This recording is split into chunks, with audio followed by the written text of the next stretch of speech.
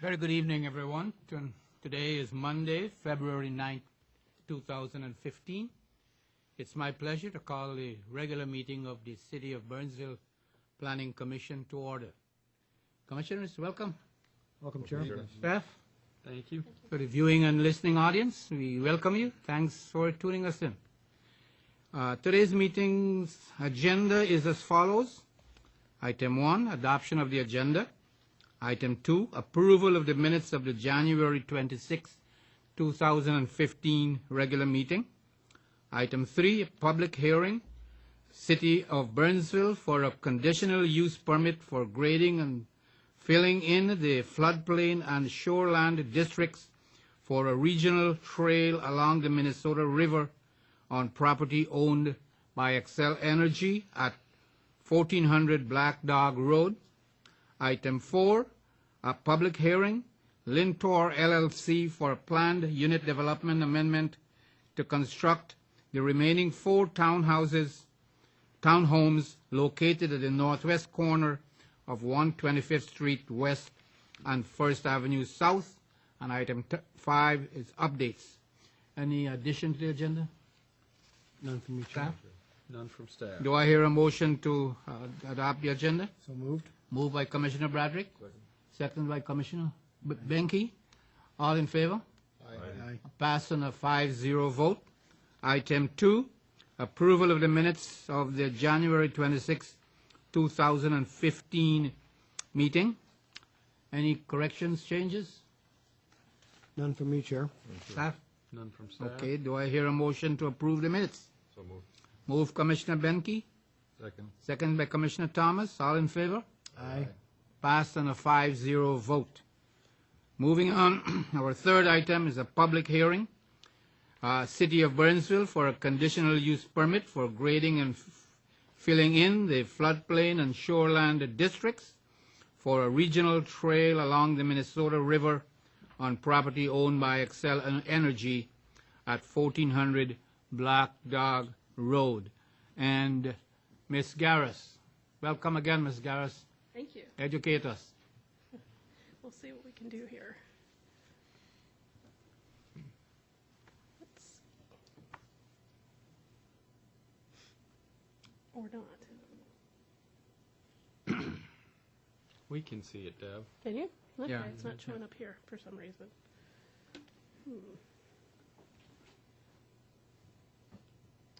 Which is not. Oh, okay. It's here, but not here. Okay, got it. Right. Thank you. Well, that's embarrassing, huh? I know. I'm not technologically advanced, but I'm not afraid to say it. Okay, here we go. Thank you, members of the audience, members of the Planning Commission. We do have a conditional use permit hearing this evening. It is a public hearing, and this particular project is something that has been in the works and the planning stages for actually many years. There are a number of parties that are a partnership for this trail. They include Xcel Energy, which has granted the land and permission to construct this regional trail segment. Also, Dakota County has been working with us for the trail project. WSB is a consultant, and they are here this evening if you have specific technical questions, and they have been going through all of the permitting requirements. This project has been is being funded by federal grants, so the entire project is going to be constructed and has to be compliant with all federal guidelines. So needless to say, it's been a lot of technical work by a lot of different individuals, including our city staff as well. So we have this trail project that is before you this evening. To begin with, I just wanted to call your attention to a couple of items on the screen.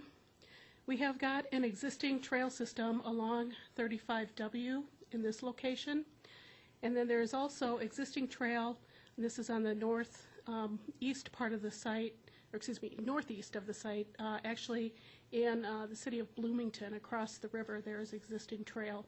So what this project is going to accomplish is basically to provide a connection between those two sections.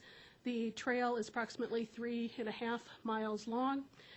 Basically, it is a 10-foot wide trail for the most part. It does extend in some places a little wider, up to 14 feet. The work, with the exception of the new trailhead, will be done within about a 30-foot wide corridor. So the impacts to the entire XL site will be fairly limited. Another item just for Planning Commission recollection, we worked with XL on their voluntary cleanup program that they received a conditional use permit back in December. And that project and this project have been planned really kind of on a dual track, because ultimately the impervious surface impacts, the grading impacts, the things that are happening with Black Dog Road all affect each other. So we'll make some reference tonight to that other big project in terms of some of the impervious surface and other standards. But know that all the parties have been working together for quite some time on this particular project. Another thing I wanted to draw your attention to, the trail is shown here in black, the approximate layout. The trail is located within the Minnesota Valley National Wildlife Refuge that is leased by Excel to the U.S. Fish and Wildlife Service. Fish and Wildlife Service actually does the programming out there, and they maintain certain facilities, like there's an observation deck that we'll be talking about, and some other things. And basically, this trail will not only provide a link for a regional section of trail for Burnsville residents, but also will provide a link for future other cities adjacent to us, and future trails along the entire Minnesota and Mississippi River corridors in Dakota County. So it's really a major item that we are accomplishing here. With this project, I want to call your attention to Black Dog Road itself. Black Dog Road has been a city road for many, many years. The city vacated the majority of that road last year, and the property was platted by Excel into a plat. What will happen is, or what has happened in the past, is that road has been subject to flooding. It's been very expensive to maintain. It was built back in the 50s, and basically fill that was brought in at that time before any regulations that we deal with today were in place. So we have this old right-of-way, if you will, and the city vacated the majority of it. What will happen as part of that VIC project is that Excel will be taking out part of the road, part of the blacktop surface and road, and then they will actually be creating a private drive or service access to the plant. So the general public will not be able to access by vehicle this plant after this construction is done.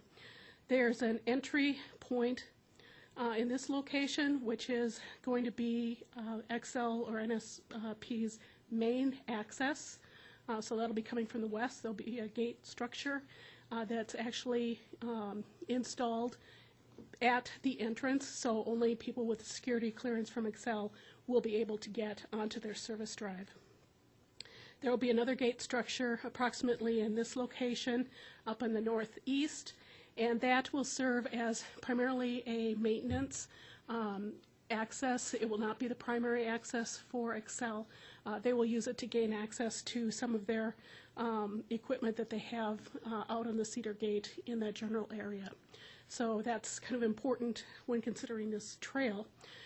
The trail alignment itself, there were 5 different alternatives that were considered in this process to deal with federal funding, and all of the various agencies that have been involved in the project all concurred that the proposed alignment is the best option and has the least amount of impact to the natural environmental area.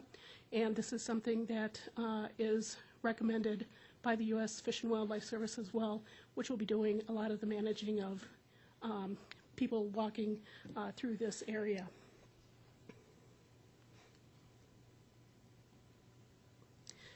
The trail, as I had indicated, is something that's been in the city's comprehensive plan. We actually started our comprehensive planning back in 2009.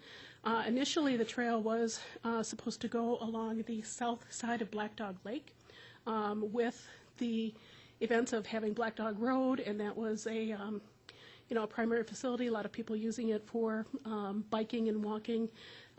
We had changed the location, and it was accepted by the Metropolitan Council in our most recent comprehensive plan, which was our 2020 plan back in 2009. This overhead really just shows just a quick look at Dakota County, and the dark green areas and the lighter green areas are their proposed greenways and trail systems, and the area circled in red is where the Black Dog segment of this project will be. And as you can see, it is to ultimately to connect to trails east and west and throughout the county. So quite a major system. It is also proposed ultimately to extend along the Minnesota River down even through Shakopee and I forget where the end is, but the Louisville Swamp area is all included with this, and it also will extend up to St. Paul to Fort Snelling, and then along the Mississippi River beyond that. Some of the major things that we'll discuss are other improvements associated with the trail, and this shows basically there's going to be a new trailhead. This is the location of the city's Minnesota Riverfront Park. There really is not much in the park at this point. It's pretty much just a gravel surface parking lot and some other very minor facilities. There are going to be a couple of, actually 3 different bump out locations. They're identified in green on the screen. And what these are is these will be platforms, if you will, set off the trail so that people can get off the trail. And there'll be benches and trash receptacles there, so you can get off the trail and view the Minnesota River Valley. Increased access and visibility is something that both the city wants to see, Dakota County wants to see as part of their greenway system, and definitely the Fish and Wildlife Service. The other major things that will be happening is the trailhead, which will be again in the Minnesota Riverfront Park. And there will be a new observation deck for viewing wildlife along Black Dog Lake. Black Dog Lake is used by the generating plant for cooling water discharge, so a big part of this lake remains open. So there's a lot of wildlife and bird viewing that takes place along the river, along the lake. The trail segments are broken up actually into 3 distinct segments, because it's such a long section of trail, if you will. The first segment includes where it connects to the existing trail south of Black Dog Road, and then also includes the trailhead in this location. And there are actually 2 areas where the trail crosses Black Dog Road, one at the very beginning in this location, and then as you get up, this would be just, this is east of the plant, but there's another area where we cross, and then this is to get basically to that viewing platform area. So 2 crossings in segment 1. Where there are crossings, there will be signage that will be installed, pavement markings, and other improvements. And again, just to remember that with this trail, we're not going to be having a lot of through traffic like we did before, because it will be gated, and it'll only have traffic at these crossings that are there for the XL plant services and that have the access rights to go through. On the right-hand side of the screen, this is just a short template showing basically the trail for the majority of the width is a 10-foot trail with 10-foot shoulders on either side, so that's where you get your 30-foot area for where the construction activity is primarily going to be located. In this aerial photo, this shows Interstate I-35. To the left of the screen is actually north. This would be the off-ramp to Black Dog Road, and this is the Black Dog Road intersection here. You can see the existing trail along the river, so we'll have that first crossing in this location, and then come across, and the trail will be on the north side. As the trail is moving along, it will be actually on the north side. There was a bridge and a conditional use permit that was approved by the city, and the city rebuilt this bridge in 2012 with a separated area and decorative fencing, considering that this trail segment would likely go in at some point in time. The area of the trailhead is approximately in through here, and what is proposed is a total renovation of that area. This is all within Minnesota Riverfront Park. There will be 2 accesses that will be designed and a new parking lot installed with 20 parking spaces. There will be sidewalk improvements in through here. There will be signage, interpretive signage, and kiosks associated with this. And then in addition to that, there'll be other trails. And this is just a loop type trail, which will be grass mowed, if you will. And just these items that are identified here are actually areas where there'll be rocks put in where people can actually sit on those and watch the river or get down and actually access the river from a pedestrian standpoint. Within the park area, there's going to be quite extensive plantings. Within the entire trail corridor, the types of tree cover that are located, especially within the vicinity of this project area in the corridor, are pretty much volunteer growth trees. And also a lot of that is trees that have been damaged through the years by flood sediment, not growing so well because of that, and also all the years of basically going through and doing snow removal and patchwork on the road has kind of left the existing trees in not the best of conditions. So we do have a replanting area. All of the plantings that are proposed will be native species, a combination of trees, shrubs, and then other materials to establish turf in the areas that have been disturbed. This lighting will be added to the park. There are 5 light standards that are proposed, 1 at each entrance, and then an additional 3 along the sidewalk area. And the lighting will be just a standard. It'll be 30 feet tall. It's a LED luminaire, so very sleek in style. Again, trying to be low key, but yet provide for safety and security for the lighting. So you will see an improvement in that area, and I believe that the police department will be happy to see that as well as Excel to have a little bit better viewing and security. Before, when I had talked about those stepping stones, this is an example of what those would be like. 3 areas, again, where people can come and sit or actually get down to the river. There'll be other improvements in the park, including bike racks, typical trash containers, and those types of things, so in addition to the interpretive signage. Further down the trail, I talked about those little bump-off areas where people will be able to stop, get off their bikes, or just sit and rest with a viewing area. There are 3 of them. And in general, they'll pretty much be very similar. There'll be a concrete pad area that'll be installed with benches and then containers for trash. And these will be scattered throughout the project. And there will be a total of 3 of them. Moving on to segment 2, this is where the second crossing takes place in this location.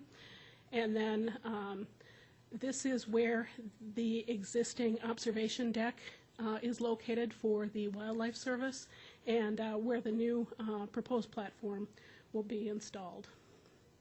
And there is another crossing at the very right-hand side, again here, before you get to the actual plant entrance. There is also a crossing at that location. This aerial just gives you an idea of what's out there now. The U.S. Fish and Wildlife Service has this area. It's basically just a gravel parking pad, and then a trail, and to the existing platform. And again, this will be reconstructed because you do not have vehicle traffic through here anymore. This gravel parking area will be removed, and then there will be a trail connecting the new regional trail to the observation platform. Platform itself, this is a diagram, and basically will be a very nice new platform, be built out of composite material. They do have areas for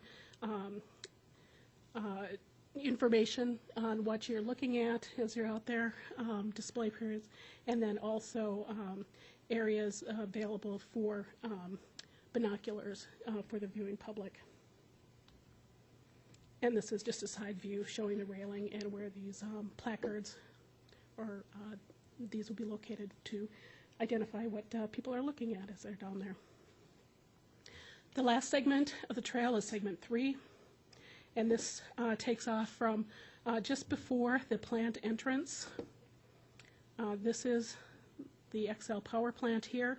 The main plant entrance is approximately in this location. So once you get off the observation deck and come back to the trail, there will be a crossing again, and the trail moves to the north side of Black Dog Road again. Pretty much from this point to the eastern end of the trail, very close proximity of the trail to the private drive, and in some cases near the end, actually they both will be on the same surface.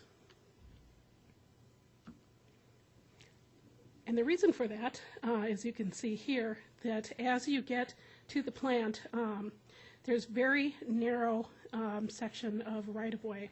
And remember, XL is going to be removing this and rebuilding just a 12-foot section, and then the trail is partially on the right-of-way and then partially on separate trail easement. But you get in this central area here, we're limited by existing buildings, and then as we go further, basically wetlands and the riverbed itself restricts the corridor, so not as much separation, but they've designed the trail to get the maximum separation possible to improve the experience of the bikers and pedestrians on the trail system. This would be the very excuse me, eastern end, approximately where the trail will end. This is the DNR boat access and parking area to the Minnesota River. There is a second bridge in this location which has not been rebuilt. It's an older bridge, and as part of this project, there will be work done on the decking of that bridge and the fencing to make improvements for this trail. This is just a picture looking. You've got the river basically on this side. This is the Cedar Gate project, which received CUP approval from the city probably about 4 or 5 years ago, and this is the existing bridge. What this graphic shows is, again, just a typical section, and this shows that existing bridge structure, looking at a profile view of that. What's proposed, or excuse me, what's existing is the top graphic, and there is an existing platform, metal platform, that will be removed, and the decking will be improved as shown on this graphic. In addition to that, they will be installing new piers, which are cement piers on the sides of the trail, and the other side will be the access drive. These concrete piers will replace the existing metal guardrails that are there now, and then there will be the decorative metal fencing on top, and this will replicate the type of fencing that's on the other bridge further to the west. This just shows that decorative type fencing. And here again is just the concrete panel with the with the decorative fencing. It's a profile. In reviewing this application, what we are looking at from a city's perspective is pretty limited in scope. It's the CUP just for the grading and filling to allow that to occur within the Shoreland district and the floodplain district. The entire project will involve less than 15,000 cubic yards of material. And again, it's over 3.5 miles of trail, plus the trailhead is where the majority of the work will be. Also, there'll be work reclaiming that parking area by the overlook or by the viewing platform, which will not be used any longer because it won't be needed. Grading and filling primarily within that 30-foot corridor, and the trailhead where we're removing the gravel parking areas, and again that observation area parking lot will be removed as well. For floodplain impacts, there are really none. This project has been designed so that they will not have any increase in the flood conditions, which is a requirement of the FEMA regulations. Also be improving some of the areas of the river's edge just by construction of the trail and the improvements that are going to be made. And then the bridge improvements that I had just talked about really are from the deck and up. There's nothing involved in the floodplain or in the river channel itself.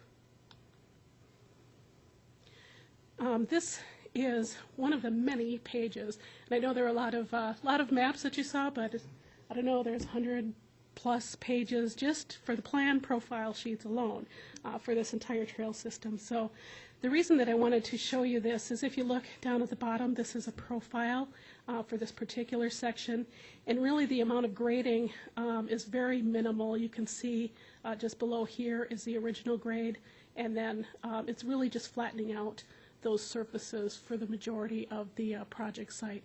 So not really doing a lot of earthwork like we were talking about for Excel and their big project, much less. Shoreland impacts, really there are very few. The project has a total of 9.1 acres of impervious surface. It's pretty much a wash from what's existing out there to what will be, or to what's proposed. For the entire NSP land holdings, they have over 1,400 acres of land out there. So even with this 9.1 acres, they're still only at about 2% impervious for the entire project, and that's including all the hard surface areas for that we looked at for the VIC project as well. The VIC project actually reduced the amount of impervious surface. So when they're done with that project, they've reduced their impervious by 5 acres. And then the trail project, again, considering both of these really need to be coordinated, adds under 5 acres of hard surface. So pretty much there's no net change in the amount of pervious surface. The other reason for this is that the gravel surfaces, they are considered to be impervious to water. So in taking out those surfaces, we get a little bit of improvement as well. For woodland impacts, considering again the entire project area is over 1,400 acres, there were 124 trees that were inventoried.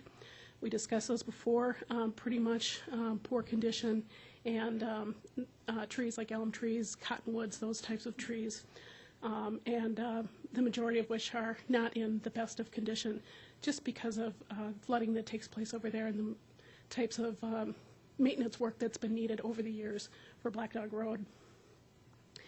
They're proposing with this particular project to remove 89 trees. That is a value of a little over $15,000 of tree value. They've got in the plans 52 new trees alone, and in addition to that, there will be other plantings of shrubs, etc. They will all be native plantings, and the entire project is less than 1% tree removal for the entire NSP project area.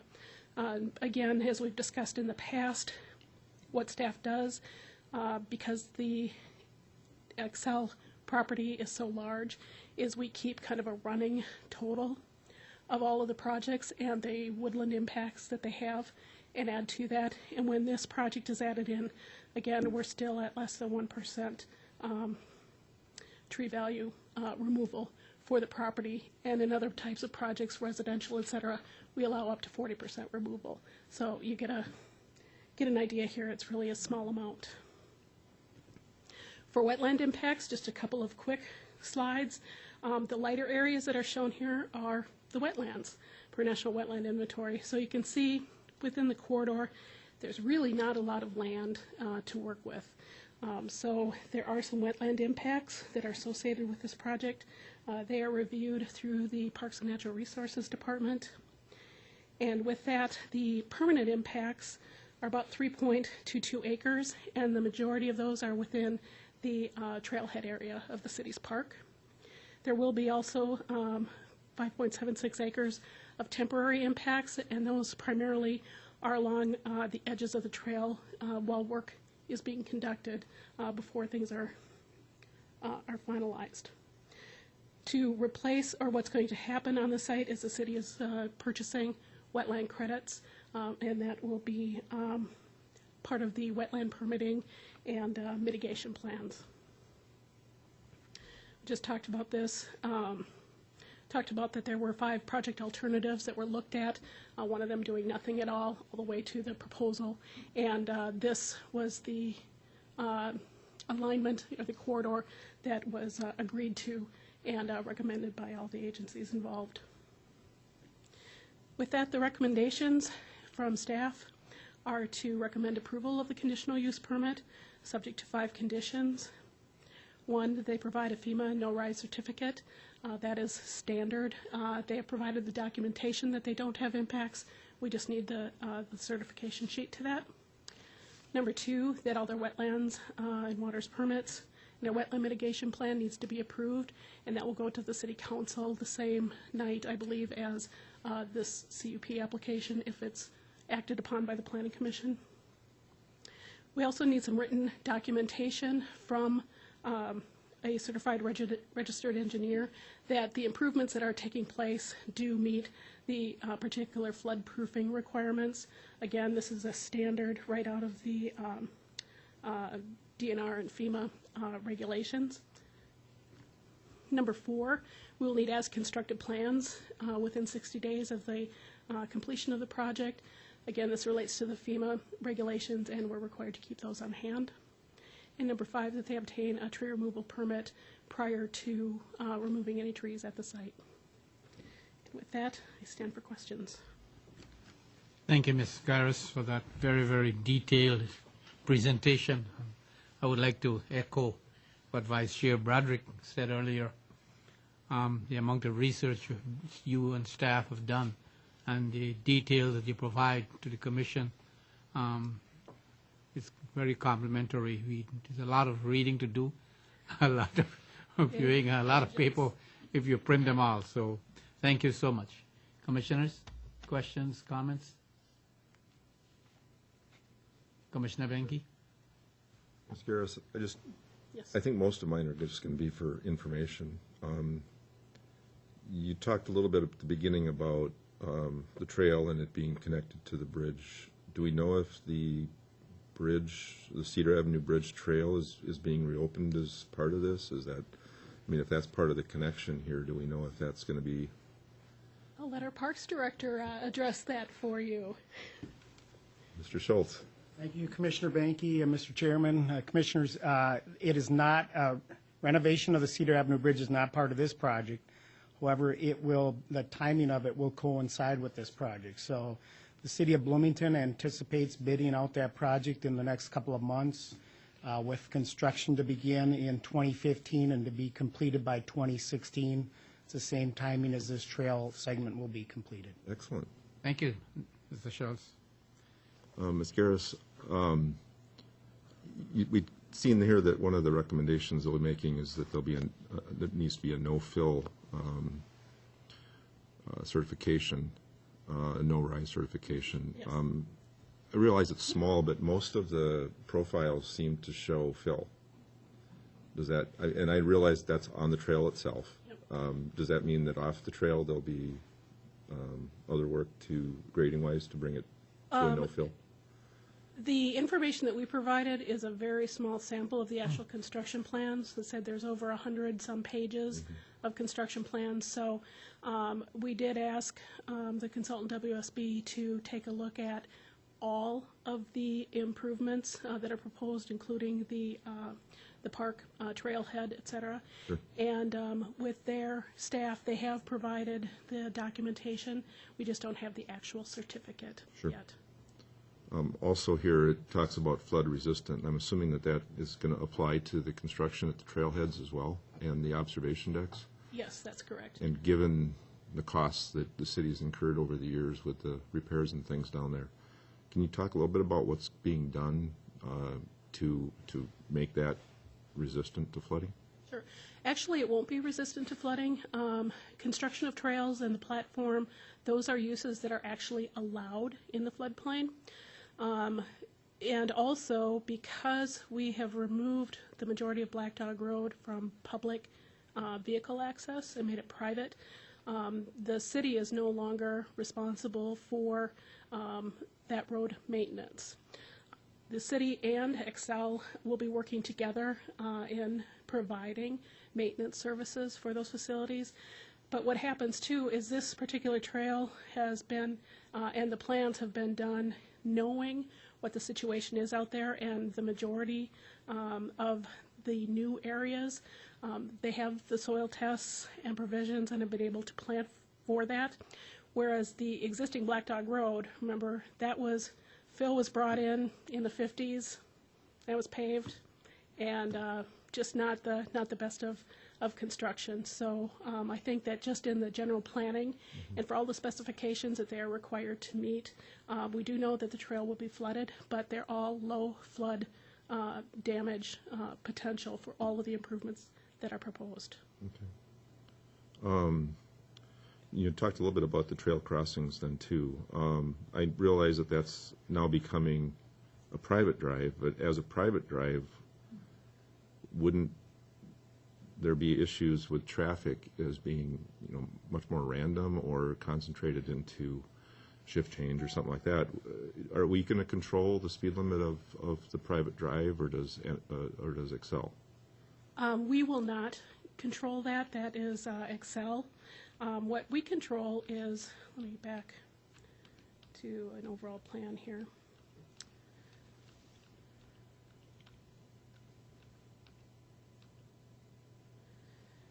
There are, Black Dog Road is public, basically from let's see, it will be public to the park area. So the park entrance, everything will be public. Vehicles will be able to drive into that point. Then there will be a gate structure that's installed, and that gate structure, it will be over the service drive only, and that's what will be regulated.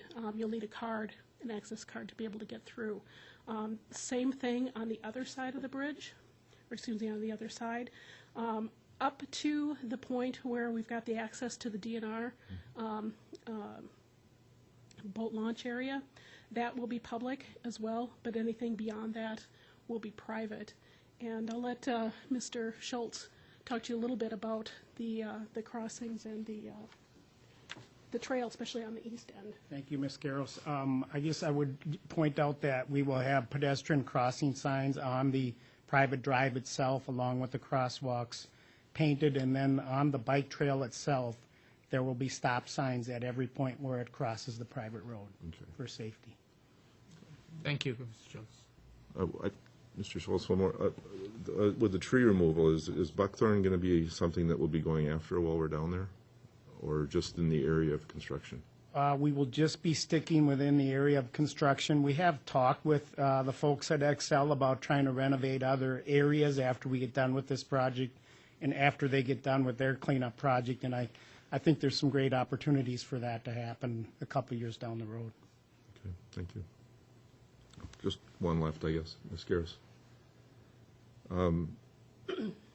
I've just been noticing, not strictly here with us, but a lot of people have been purchasing the wetland credits. We have heard a little bit about Aiken County, and I'm assuming that the ability to mitigate the wetland impacts on site were slim to none? They have done everything they can in this alignment. It has the least amount of impacts. The only way you could have lesser impacts would be if you did not do the trail at all. What I meant is mitigating the wetland impacts on within the project area as opposed to buying credits outside of the wetland area. Yeah, I think that they looked at as much as they could do. Unfortunately, because we showed the slides, because there's so much wetland and so little actual land above those, there's really not locations on site where that can occur. Sure. Thank you. Thank you, Commissioner Bianchi. Commissioner Bradrick? Yes, just a couple, and I get to, this is kind of informational stuff, but I realize our piece is on grading. The east bridge that we're going to resurface, there is a separation, just like on the New Lindale Bridge, where when it's redone, the trail is on one side and the road is on the other, or is there, I didn't completely understand the description of how the easternmost bridge is going to work. I'll have our applicant address that for you. Good evening. The existing bridge is too narrow to provide separated facilities, and at that point, the trail and the access driveway will become one width, and they'll cross the bridge together, and that's how it will continue until it gets to the eastern edge of the last gate there near the DNR boat landing. There just wasn't width left on that bridge to delineate traffic on one side and trail on the other. So there are some signs that say share the road, some informational signs like that provided. And then the work we're going to do right next to the plant, and with you said we're going to remove blacktop the road to a certain width, and then grading will be done there. And if I remember correctly, with the VIC program, they're removing the dock, and that's where the bump out location is going to be? No? That's a little different location? That is a different location. That entire dock that we looked at the VIC project, that will be removed totally, and the bump out location is in the same area, but it will not be part of that structure. That entire structure is going to be removed. And then that's reclaimed by wetland? No, that's actually on the river side. Oh, okay. Okay. Yep. Okay. So that will be part of the river channel, and also some of the improvements that will be made in combination between the trail and the VIC project to stabilize the river. So then the trail right along the plant, from a separation standpoint and safety, I very seldom vote on stuff if I haven't been to the location. It's kind of tough for us to get down there. So as the trail goes along the plant, once again, the separation between the road and the trail and the grading we're doing there is fairly delineated there from a safety standpoint, or?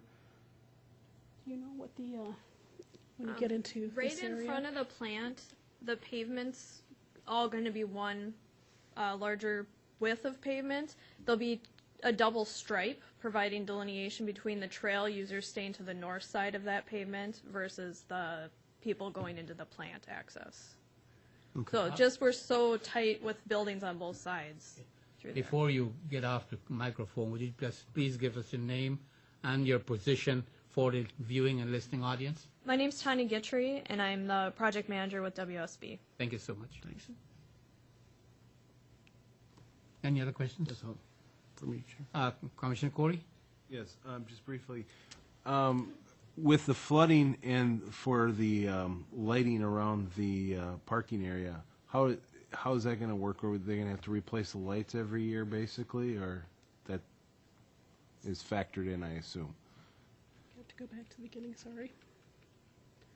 The light fixtures themselves will be up. There's a 36-inch base here that will be a cement base, so they will be raised actually above that location. So, no, hopefully they will not have to be replacing those because of flooding. Okay. That's all I had. Commissioner Thomas? Just to follow up on that. So, what is the flood elevation in relation to the ship to the ground, like the graphic you show right there? I mean, the base of that thing, and what is the 100-year flood elevation, 1% flood? I can't tell you that based on this particular graphic because the floodplain changes, the floodplain elevation, depending on where you are along the river. But this is, again, been designed, and we know that it floods in that area. We have the park and have had to deal with flooding all these years with some of the existing elements. So as far as I know, they've been designed to accommodate that. Just for information purposes, I'm curious, Trailhead area, flood elevation versus the parking lot elevation. It will be flooded. How high? Most 2 likely. feet, 5 feet, 10 feet? About 2 feet. About 2 feet. Okay, that's not too bad. Usually not for an extended amount of time unless you have a really wet year like we had just within the last year or so. Okay. Usually it's a month or so that we have water, and then before you can get in and clean it up. So if I may continue, I mean, and that makes a point, I mean, the sections of the trail are designed to withstand the flooding and also the maintenance part of it, because, I mean, you'll be in there when the week subgrade and trying to clean that up, so, I mean, that's important for the longevity of the trail. Back to the wetlands. So we're buying credits, I understand that. You know, and that might be the best alternative, but I kind of look at it from a layperson's perspective. I mean, we have Minnesota Valley National Wildlife Refuge, and we're buying wetland credits somewhere else. And maybe the best option for the city, but is it really the best from a stewardship perspective? I mean, and where are we buying those credits?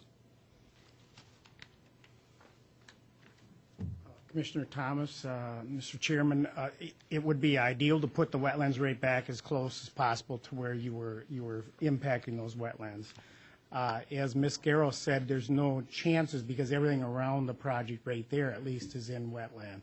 The city had hoped to have completed a mitigation project that is just to the north of Cliff Road, down next to Walmart. We were unable to get those credits in the bank in time, but I can tell you that the credits, the wetlands are there.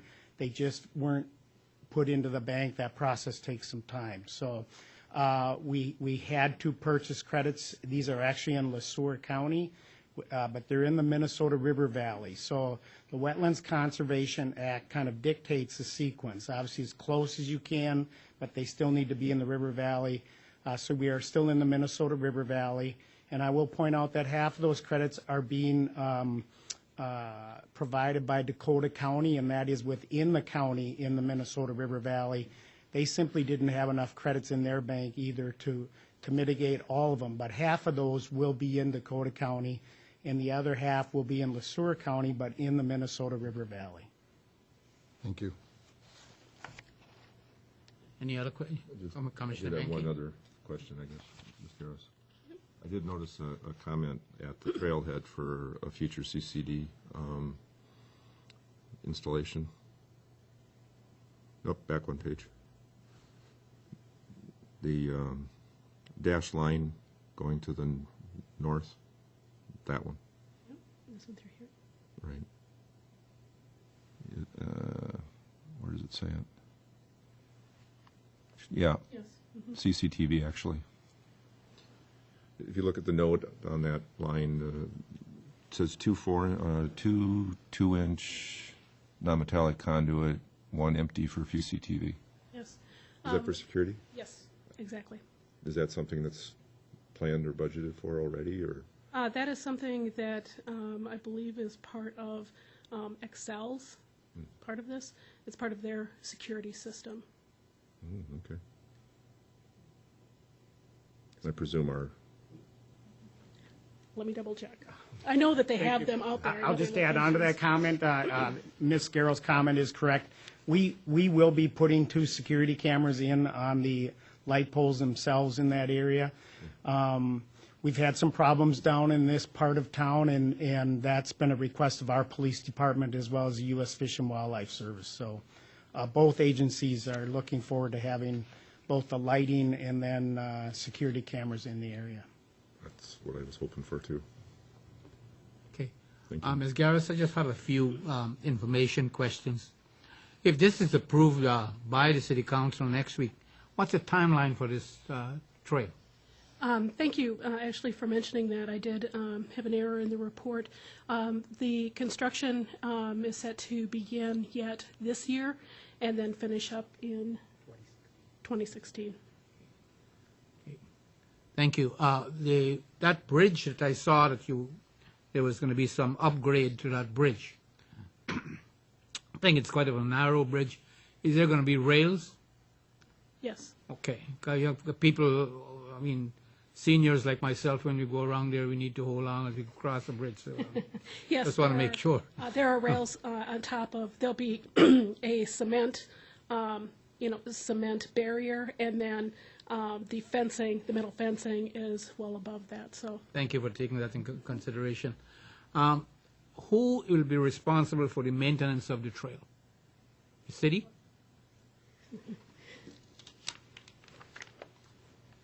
Ultimately, responsibility for maintenance will become that of Dakota County. That will transition after construction's completed in 2016. That may mean that the county pays the city to do the work. We haven't figured that out yet, but the county has accepted full responsibility for maintenance after it's constructed. So I assume there is something like a power of agreement or something like that. We will come up with a joint powers agreement that will talk about the maintenance, but in their Greenway master plan, they acknowledge that they are responsible for maintenance once it becomes a regional trail. Thank you, Mr. Schultz. Appreciate it. Any other questions, comments? This application requires a public hearing. It's my pleasure now to open the public hearing.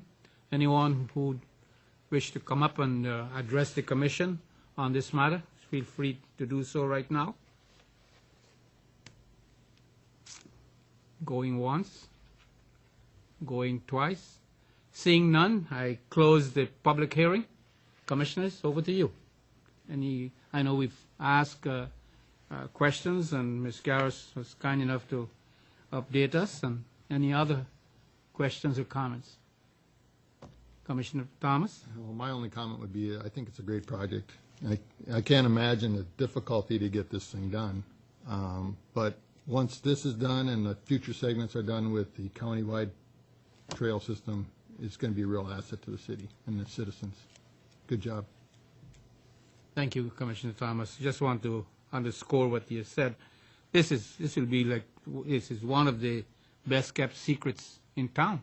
Not many people are aware that there's this trail that you can visit and enjoy wildlife and view birds and and all these very, very nice things that make life in our city so much more enjoyable. So I appreciate that, and I hope people will make full use of it when it's completed. Any other comments? Do I hear? You want me to make a motion? Yes, Mr. Commissioner Bradrick. I move that the Planning Commission recommend to the City Council approval of a conditional use permit to allow grading and filling within the Shoreland and Floodplain districts to complete the regional trail and trailhead project subject to the 5 conditions listed in our background. Motion moved by Vice Chair Bradrick. Second. Seconded by Commissioner Thomas. And any discussions? All in favor, please say aye. Aye. Passed on a 5-0 vote. This will go to the City Council at their next meeting, the regular meeting on Tuesday, February 17th. Ms. Garris, thank you very much. Thank you. Good job. Thanks for stepping up all the time, Terry. Back and forth, back and forth.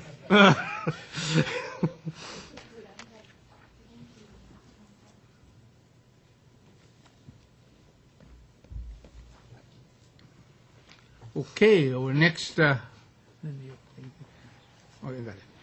item is a public hearing.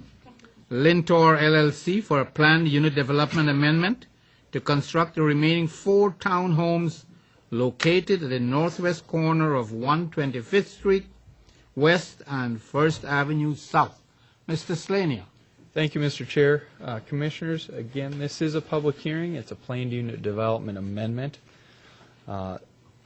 Through a purchase agreement with Lintor, the property owner, Tier 2 Funding Group is pursuing an amendment to the existing PUD agreement The proposal would be to complete the townhome project, the northeast corner of 125th and First Avenue. You can see the 4 parcels that we'll be discussing tonight. The remaining sites are comprised of two-unit buildings, as I said, 4 in total. The proposed units are the same size, height, style, color of the existing townhomes. We'll get more into the architecture and the design in a minute, but we are looking at residential townhomes, no change in the land use. The applicant is looking for approval to use siding on portions of the proposed units, as well as some replacement of a stone veneer with a shake design. And again, we'll get into some of those details as we go. The total development is 14 units. 10 of those units have been constructed. They are occupied. There is an active homeowners association for those units. The 4 units we're discussing, the foundations have been poured. Some of the initial utility rough-in work was also done, and due to the change in the economy and the slow in the market, no improvements have been made since that initial construction period. So they have been sitting in this state for quite a few number of years. I'd like to get into the changes from the 2004 plan. That was the initial approval. Let me jump to a couple slides here. Here's a general location map, puts it in perspective with Parkcrest Townhomes, the CDA, or excuse me, Parkcrest Condos. The Community Development Agency has townhomes in this area. Cub is just off the page to the north. Here's a close-up. You can see how the design is 2 two-unit buildings. And here's the proposal in front of you. The 3 changes from the 2004 plan I wanted to point out would be a composite wood siding rather than the cement siding. What's out there now is a hardy product from 2004 during construction. There's been a number of concerns with moisture and other performance issues with the hardy siding, so the applicant is proposing a different composite, wood-based rather than cement-based. Staff has no concerns with this. It is a proven replacement material, if you will.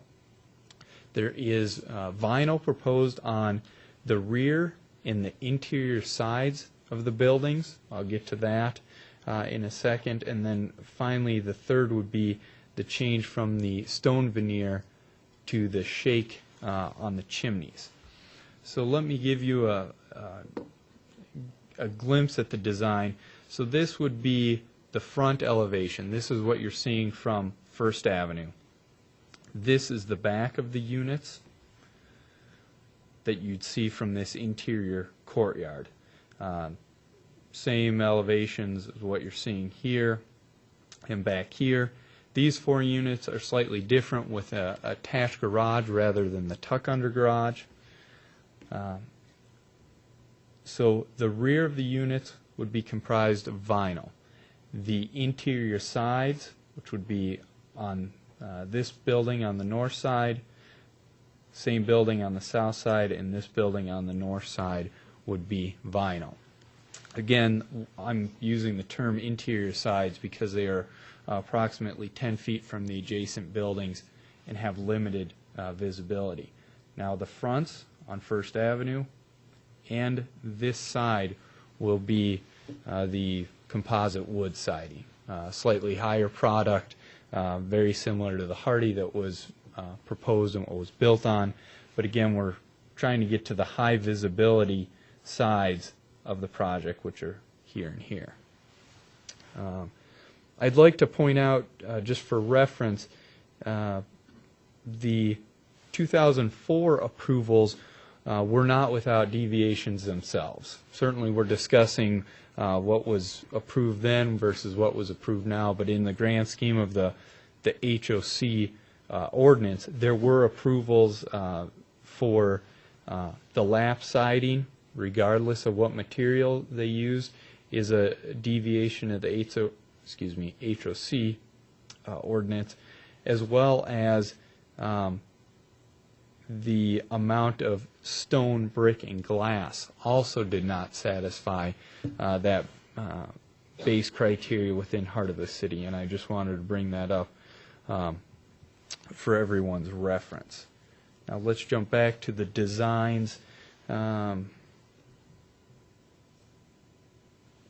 Again, this would be the side images at the bottom that you'd be seeing. Again, the high visibility standpoint, the interior walls between, the interior walls between these buildings and even these buildings are minimal. They will be seen, but depending on how you're traveling or what vehicle you're in, they will be limited.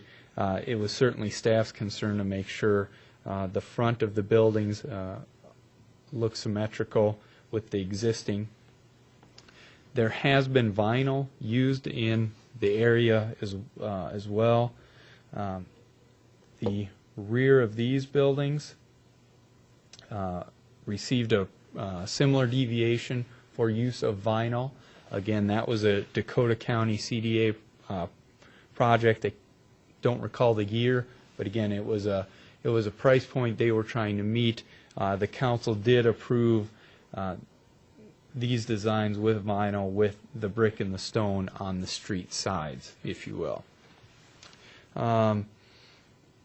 Let's see, and the other substantial change you're going to see, or anyone will see, is again the use of a composite shake on the chimneys rather than stone being carried all the way up.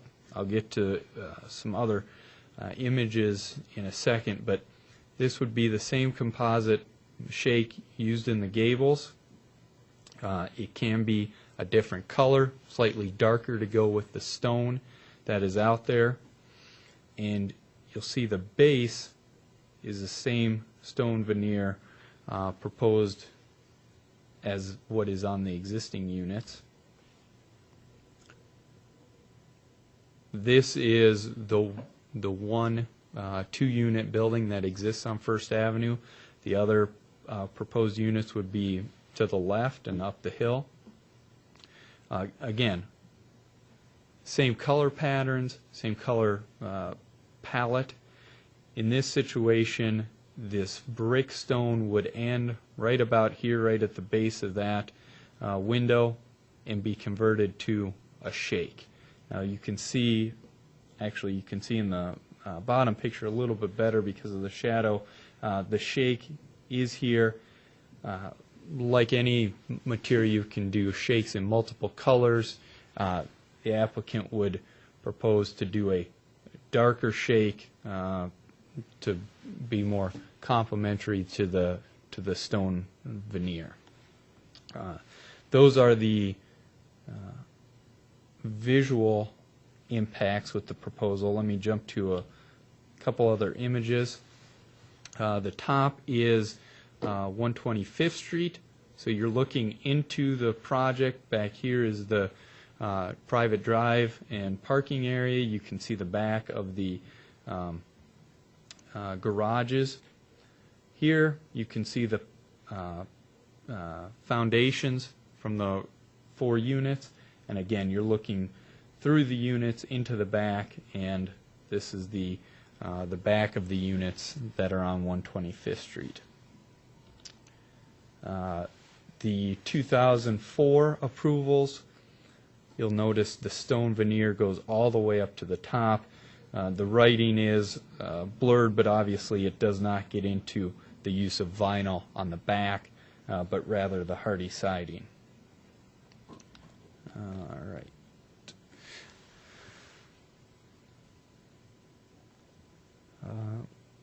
If I can, I'll ask Mr. Hillgardner to discuss briefly the utility situations and what we're looking for with the private drive area. Thank you, Chris. Mr. Chair and Commissioners. Again, this is a private drive, private parking access location. The primary engineering concern with this project is the bituminous wear course, which is that last lift of pavement, was not constructed under the initial approval. Again, the economy went downhill and things just didn't get finished up with the buildings themselves. So our primary concern is from a drainage standpoint is just that original grading plan is followed for grades so that drainage is maintained according to that original plan.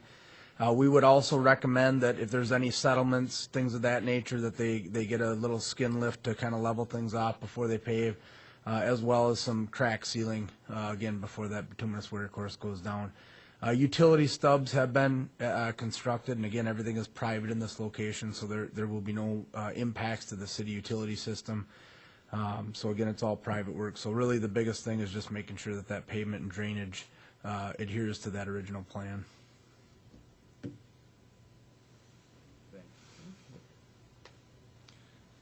Mr. Chair, Commissioners, I just have 2 points I wanted to mention before we wrap up.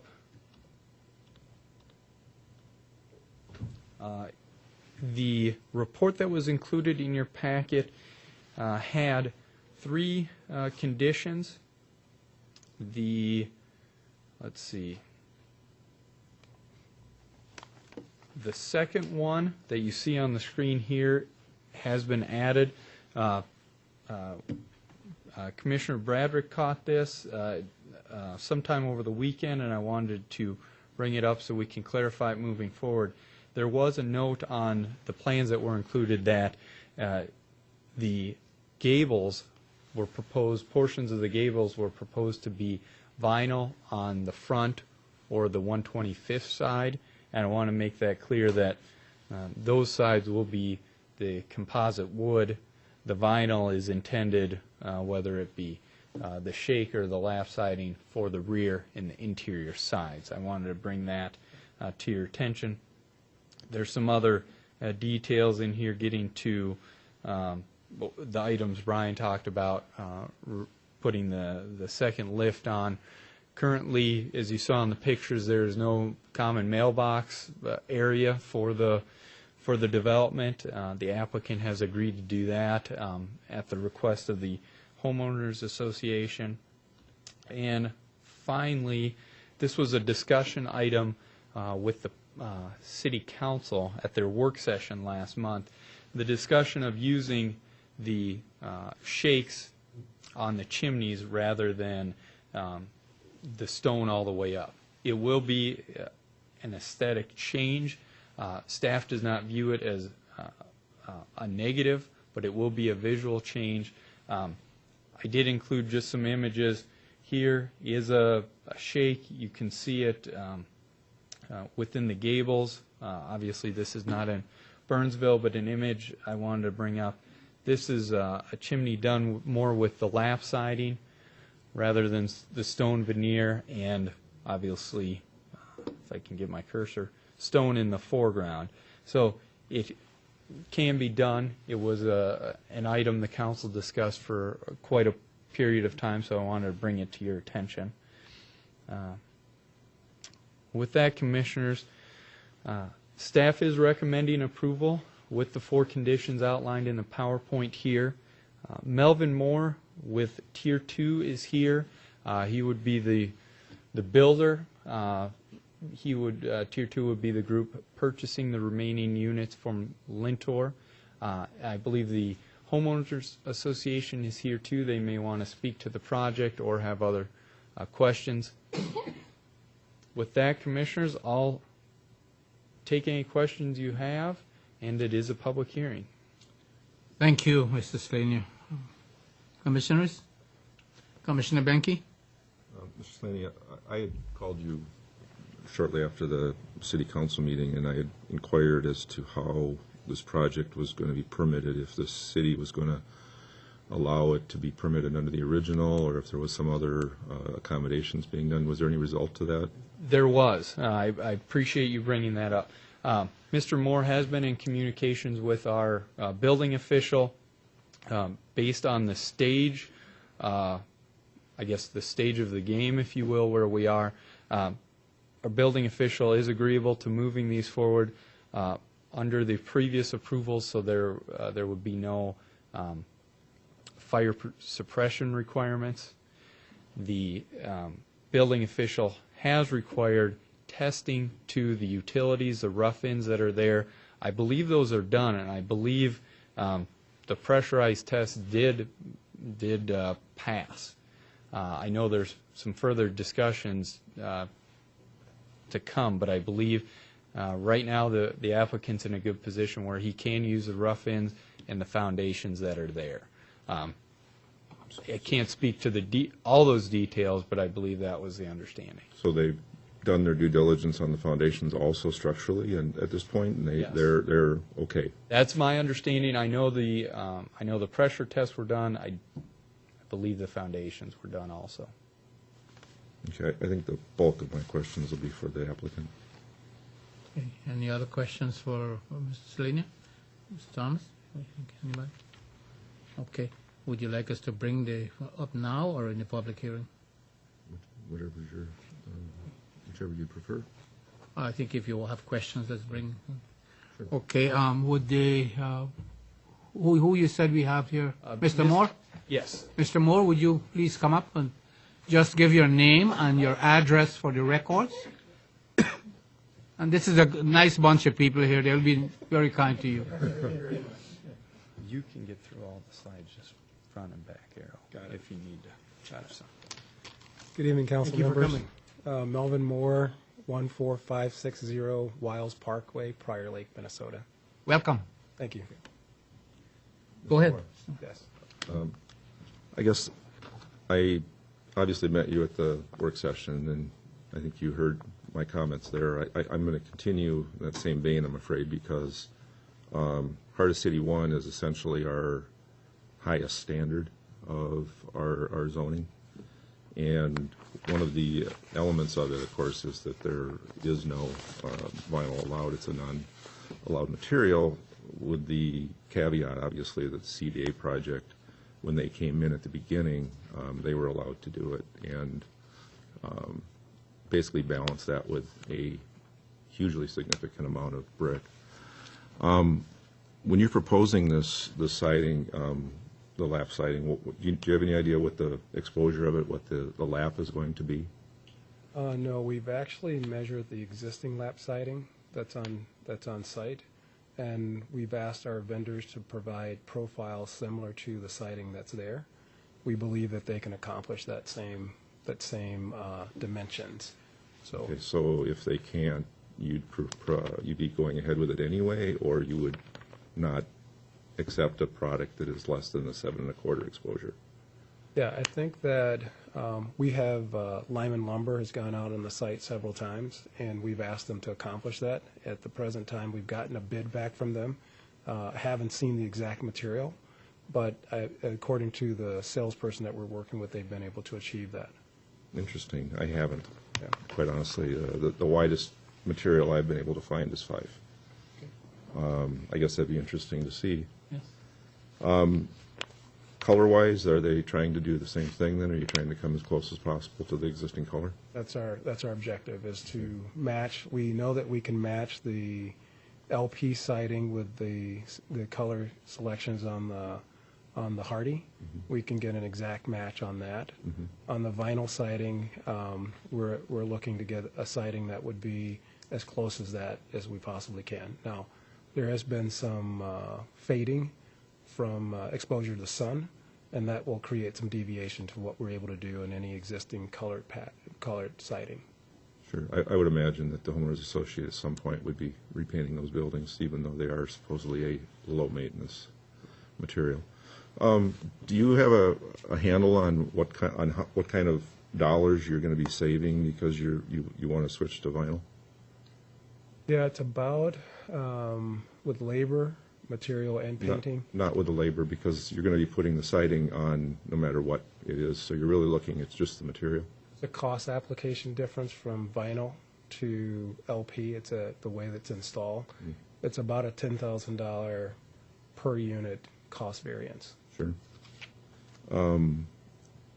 one thing I noticed is, in addition to removing the stone from a significant portion of the chimneys, you've also removed significant areas from the units themselves. If you look at the pictures, between the chimney and the adjacent bay window, there is a significant amount of stone there as well, and I noticed that that material is now gone as well. Clearly then you're replacing that with the lesser material as well, so your previous deviation from amount of stone is greatly increased, significantly increased.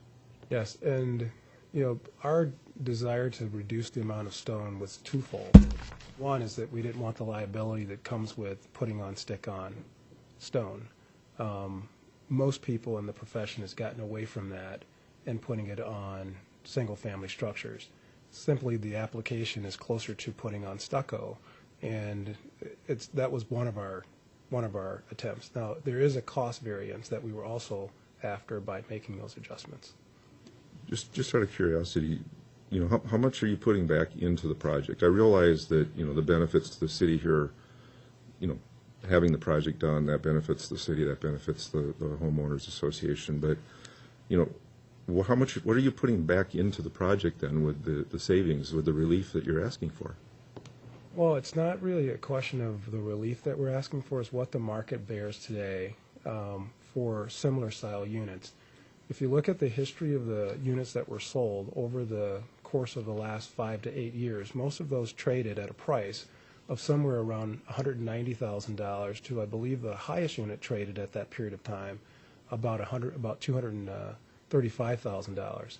Today's market evaluation is sitting somewhere in the neighborhood of about $240,000, we believe.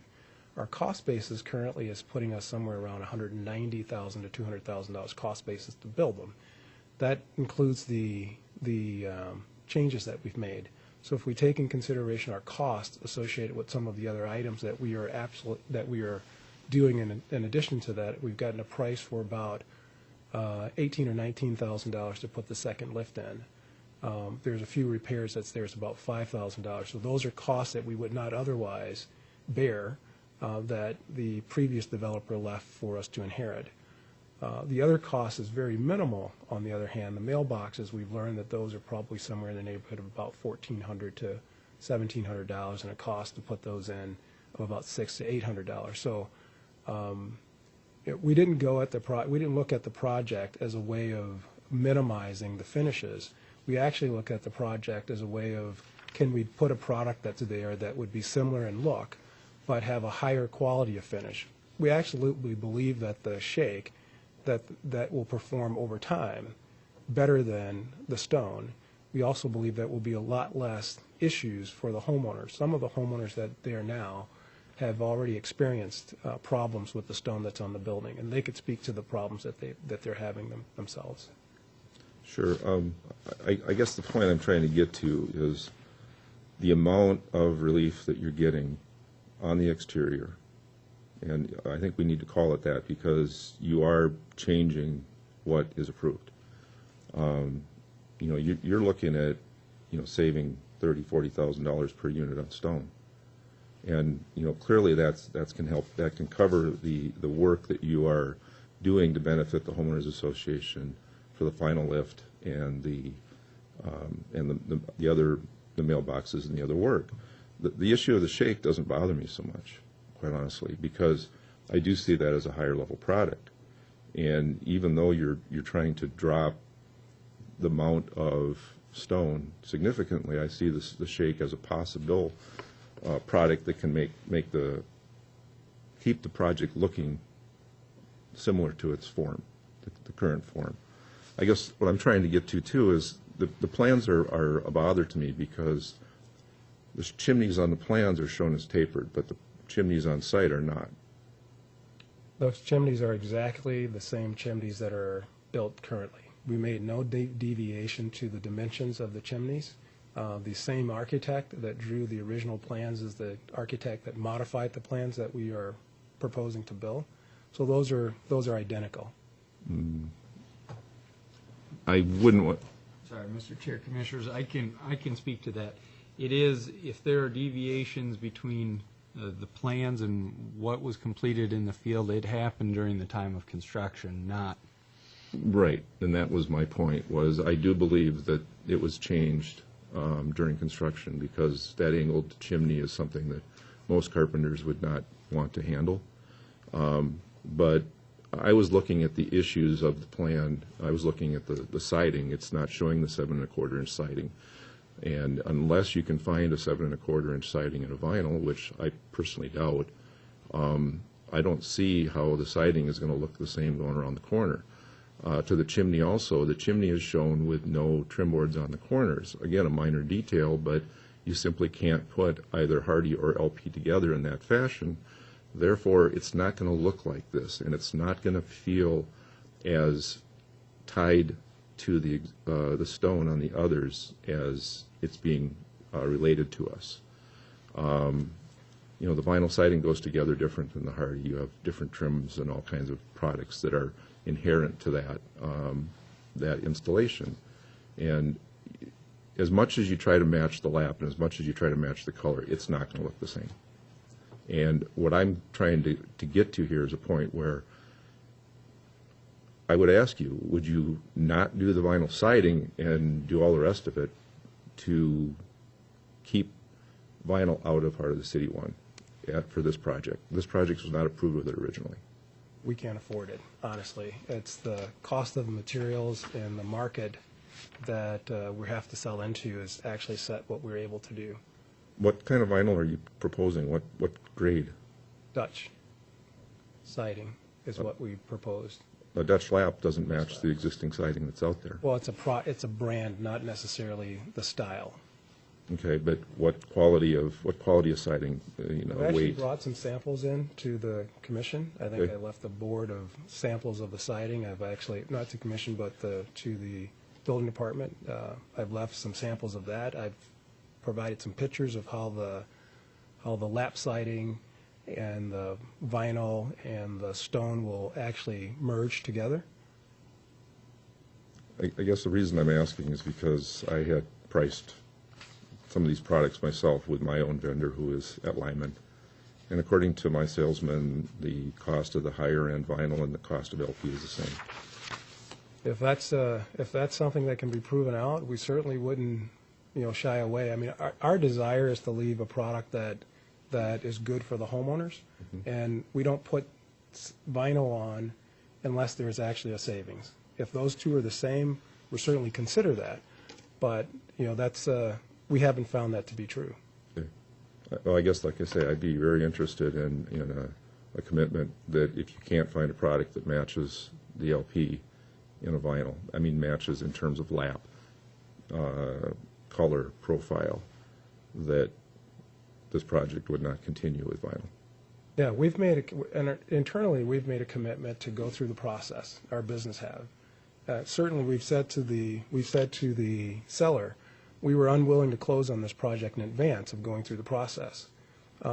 We don't have a vested interest other than some time and money that we've spent to get to this part of the process.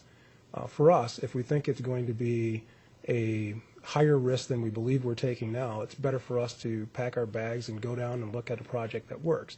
We simply made that commitment. We spent countless hours working with the guys at Lyman getting their prices and the stone guys getting their prices. Cost of construction today and materials have, in fact, I think it's probably on par with what we saw in the mid 2000s. The labor cost, material cost, and et cetera. Mm-hmm. If we could have done it a different way, we'd certainly look at it a different way, and open to any suggestions where we can find a benefit to both parties. Well, I mean, have you looked? Are you selling these fee simple? I mean, are they built to sale, or are they specs? So we don't have any pre-sols currently, so but we would build the first building and sell that as a spec property. Our marketing information today is suggesting somewhere around 240. We'd hopeful that could be higher, but that's not what we're hearing from any of the marketing people there now. So you've already done all of your look for structural economies. You've already done all your value engineering. You've looked at structure. You've looked at interior changes to keep your price point where they are.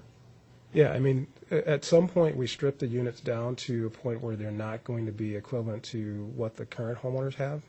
So we've done a lot of those types of things. We've looked at trusses over using a TGI for.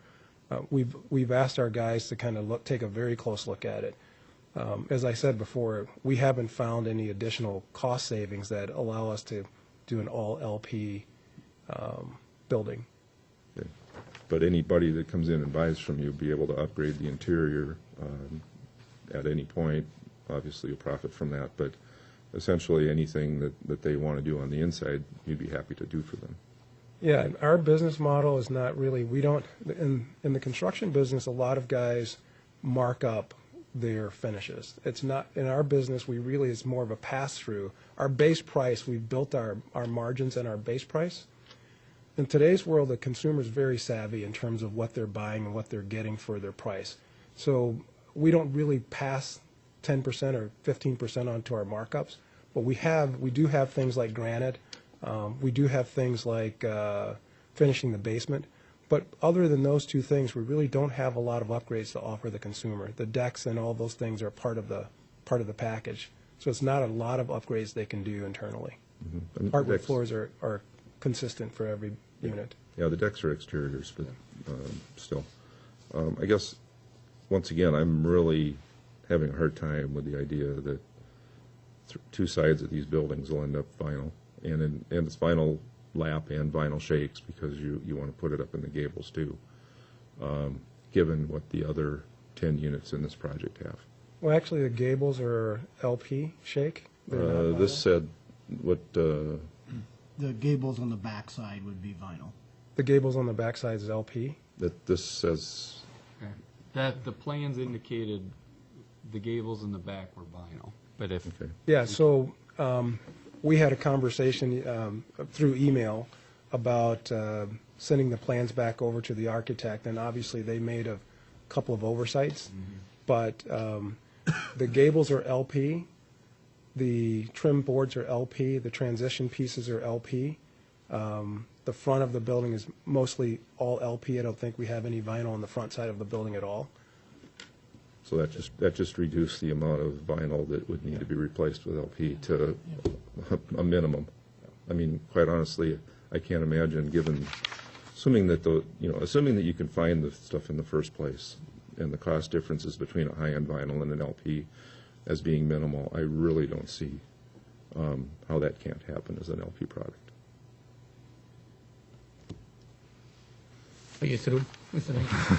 Rankin? Or you can come back. I know. Well, yeah, why don't I go through my notes here? Okay, Commissioner Thomas? Thank you. Thank you, Mr. Chair.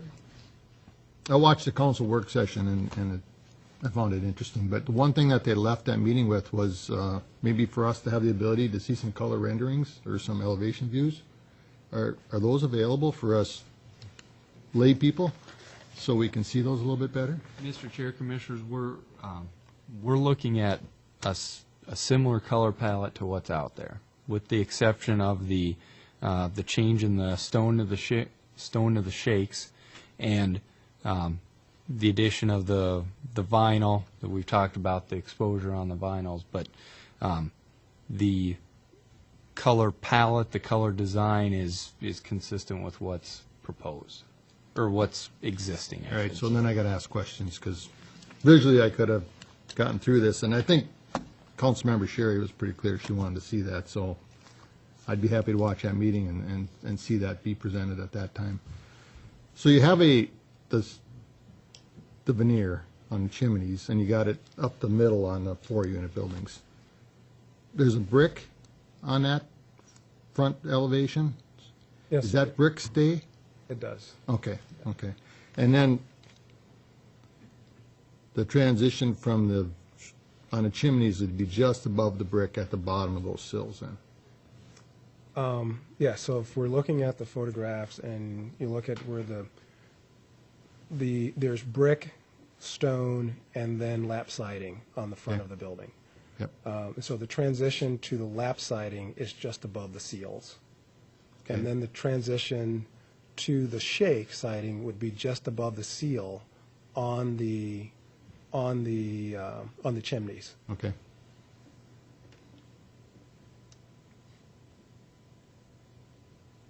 Kind of switching gears, if you don't mind, Anytime. for the applicant. I'm kind of looking down the road, and Brian, maybe you can help us with this, you know, protecting the city, protecting the homeowners out there, and protecting your future residents and yourself. I'm looking at the foundation. That question's been answered, so I'll let that go, but I'm looking at the infrastructure beyond just the surface paving. I mean, you alluded to it was private utilities. So have those utilities been inspected, and when they get turned over to the association, is there any way we can help them, make sure they get a product that will sustain, you know, no future immediate maintenance costs, and then also protect the applicant too, so he knows going in, you know, what underground potential repairs might need to be done. Sure. The type of product that would have been used in 2004 or whenever it was installed would be I would call a traditional or modern product. It would have been a plastic PVC type pipe for the sanitary sewer, copper for the water main, or ductile iron. The only way to ensure that things are still in working condition is through testing, and Chris had alluded to that some pressure tests had been done in the water main. I don't know about the sanitary sewer. We could surely add a condition to the approval stating that those tests must be done without digging it up, you know, or they're too small pipes to televise, but you could air pressure the sanitary sewer, and you could do a pressurized test of the water main system to ensure that those services are intact and wouldn't need, you know, again, I guess you can't guarantee something would happen in the future, but if they're tested now and they pass pressure tests, then they would be in good working condition. Yeah, I would agree, and I just to build on that, the storm sewer, you know, making sure it's grouted right and everything, and I mean, an inspection by your department And could help them. I did recommend that to Ryan Peterson, the city engineer, and he did agree. Anything privately, I guess, again, is kind of up for you know, the planning commission to decide. We could surely do that, and if that wants to be a part of the approval process, we can do that. Anything out in the street has already been approved, a public utility per se, but if there's anything private that you would like us to take a look at, we can surely do that. Well, and my point would be to both the applicant and the homeowners, I mean, you guys will own and maintain all those private utilities, and they'll be turned over to the homeowners association when everybody's done. So it would be in everyone's best interest to probably understand what's there, what needs to be done, and what you will own. And then it'd avoid, you know, the city getting involved in an issue down the road too. So that'd be my only thought on that. I think it's a great idea, and again, it's a minimal cost. Absolutely, knowing it up Very front. minimal cost. Yeah, yep, You know, so. Commissioner Thomas, during the public hearing, if the homeowners association representative would like to come up and address that issue, we'll welcome that, but during the public hearing. Okay, thank you. And then if we need to add another condition, we can do that during discussion. Yep, that'd be my only point then. Thank you. Any other, Commissioner Bradrick? I have just one color question. Sure.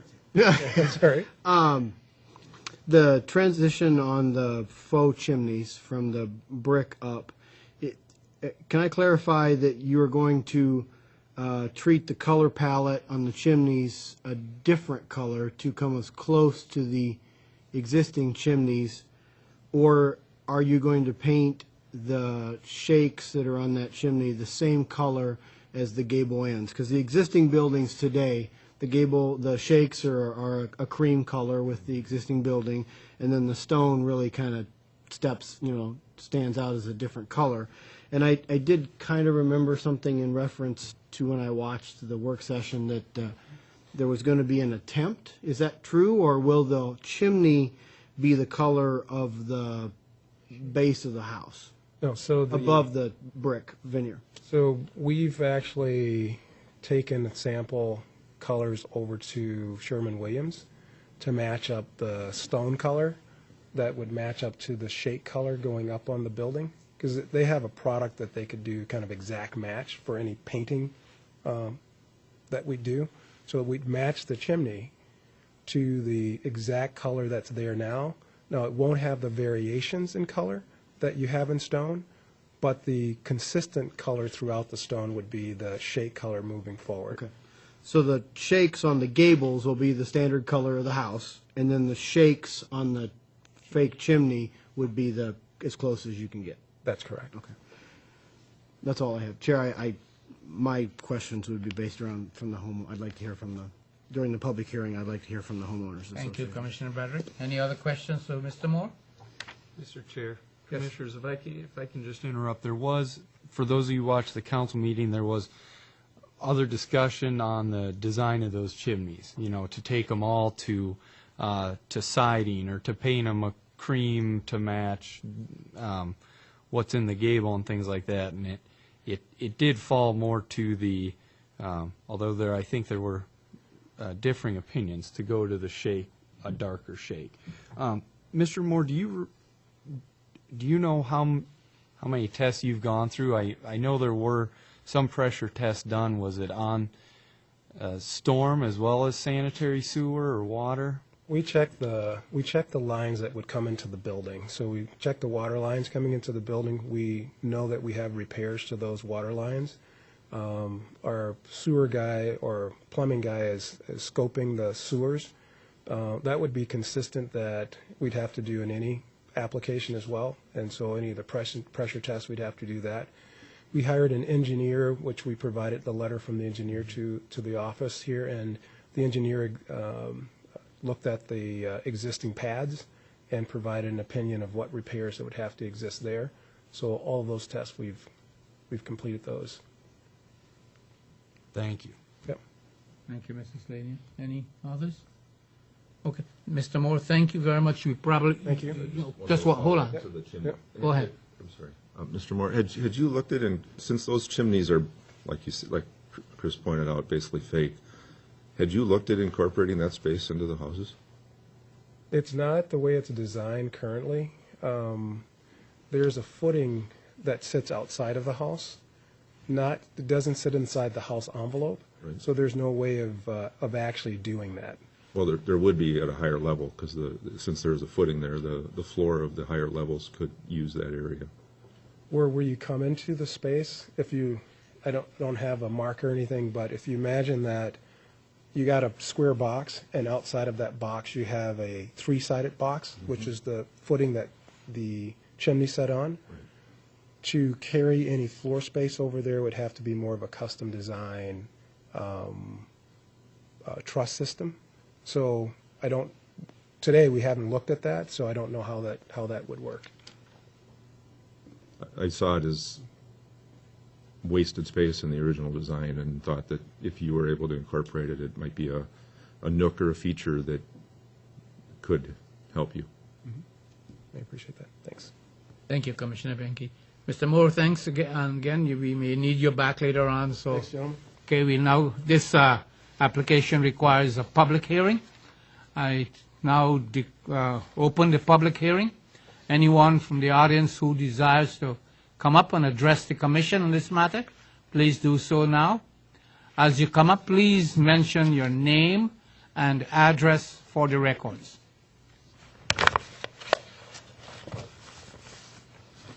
Good evening, Commissioners. I have something I would like to pass out to you, if that's okay.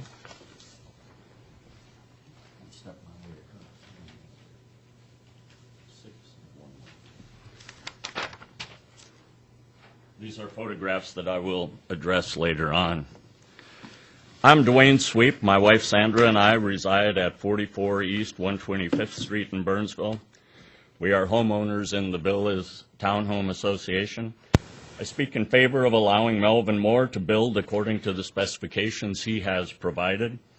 In 2010, Sandra and I purchased our home in the Villas. Our real estate agent assured us the other units already constructed in the association would be sold, and that the unbuilt units and on existing concrete slabs would be built.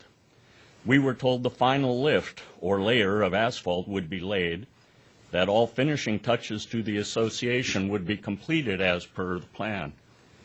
At that time, we were not told when those items would be in place, but we were led to believe that it would be soon. As required when we were in the home buying process, we received a disclosure statement for the villas. The statement is basically the agreement between the developer and the city. In this case, the developer, Lintner, LLC, notes that it, quote, intends to continue construction of buildings to meet market demands over a period of time not to exceed 2 years, end quote. This was 2005 or 2004. The statement goes on, adding that Lintner plans construction of the interior street, landscaping, utilities, and the possible construction of entrance, monuments, and plantings. As those of us who live there know, none has been completed. The final asphalt lift is not done. We still must avoid manhole covers that protrude by up to 3 inches above the asphalt, making them not only a hazard to driving, but to adequate dispersal of snow melt and rainwater. The manhole covers also make snow removal a challenge during the winter. Beyond the asphalt, my wife and I are disappointed none of the finish work outlined in the disclosure statement has been completed. 4 empty cinder block and concrete slabs, the foundation for townhome units, remain. Located in the southeast corner of the association and at the northwest corner of 125th Street East and 1st Avenue, the slabs have continued to deteriorate while exposed to the elements during the past nearly 10 years. That's 10 years, folks. While others have spoken disparagingly about the aesthetics of Melvin Moore's proposed construction, which I'll mention in a minute, I offer 4 pictures that you have in front of you, all taken during a recent summer, I believe 2013, of the property, and they show the property neglect. In the first photo in the upper left, note the cracking cinder blocks and the protruding anchor bolts. The exposed anchor bolts threaten the safety of children who oftentimes play on the slabs, and you can't keep the children away. The bolts are a serious accident waiting to happen in the city of Burnsville. In the second photo, you can see weeds growing around the slabs and even within some of the cinder blocks. In the third photo, looking north along the side of the slabs, weeds are visible within the foundation and on the lawn area, giving these lots the appearance of being abandoned. The last photo illustrates what happens when it rains. Water collects. At one time, the contractor added lumber to cover the open cinder blocks. Lintner added the covering. Purely a stopgap solution, but the lumber fails to stop water from seeping into the cinder blocks, and the lumber no longer remains attached to many of the anchor bolts. That said, the issues go beyond being an eyesore. The value of our homes, we believe, is seriously damaged by the apparent abandonment of this property. Because the area seems abandoned, driveways and garage slabs have frequently been used as parking when the city has events in the heart of the city, or when somebody just needs a place to park their pickup truck and any trailers, and not by members of the association. I personally had to ask for one pickup truck and his attached vehicle to be removed. I could go on. In closing, I will point out that we have a solution here tonight, the proposal from Melvin Moore. I'm not too concerned about how much money Melvin Moore is putting into this. What I'm more concerned about is, will these units look good? Will they be sellable? And that is my concern. It has been suggested, too, that we consider legal action against the developer, Linter. Earlier, I stated that we received the disclosure statement when we purchased our home, but we were not informed that it was no longer valid. From well before the time we purchased our unit in 2010, Linter had been relieved of the responsibility to the city. The city needed the development to support its effort to build a parking garage in the heart of the city.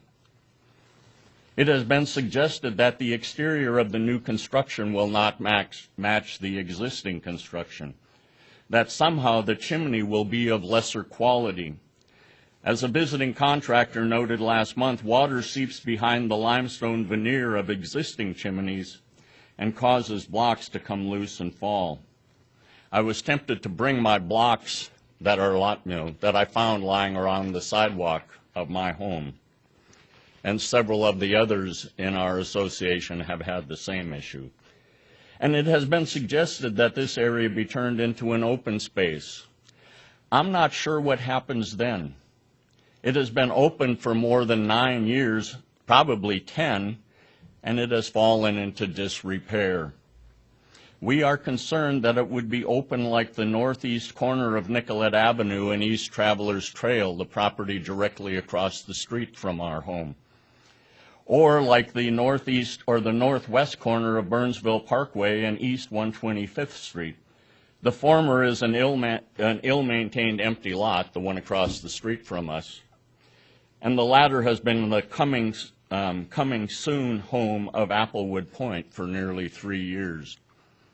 Melvin Moore presents an excellent solution to a long-standing problem.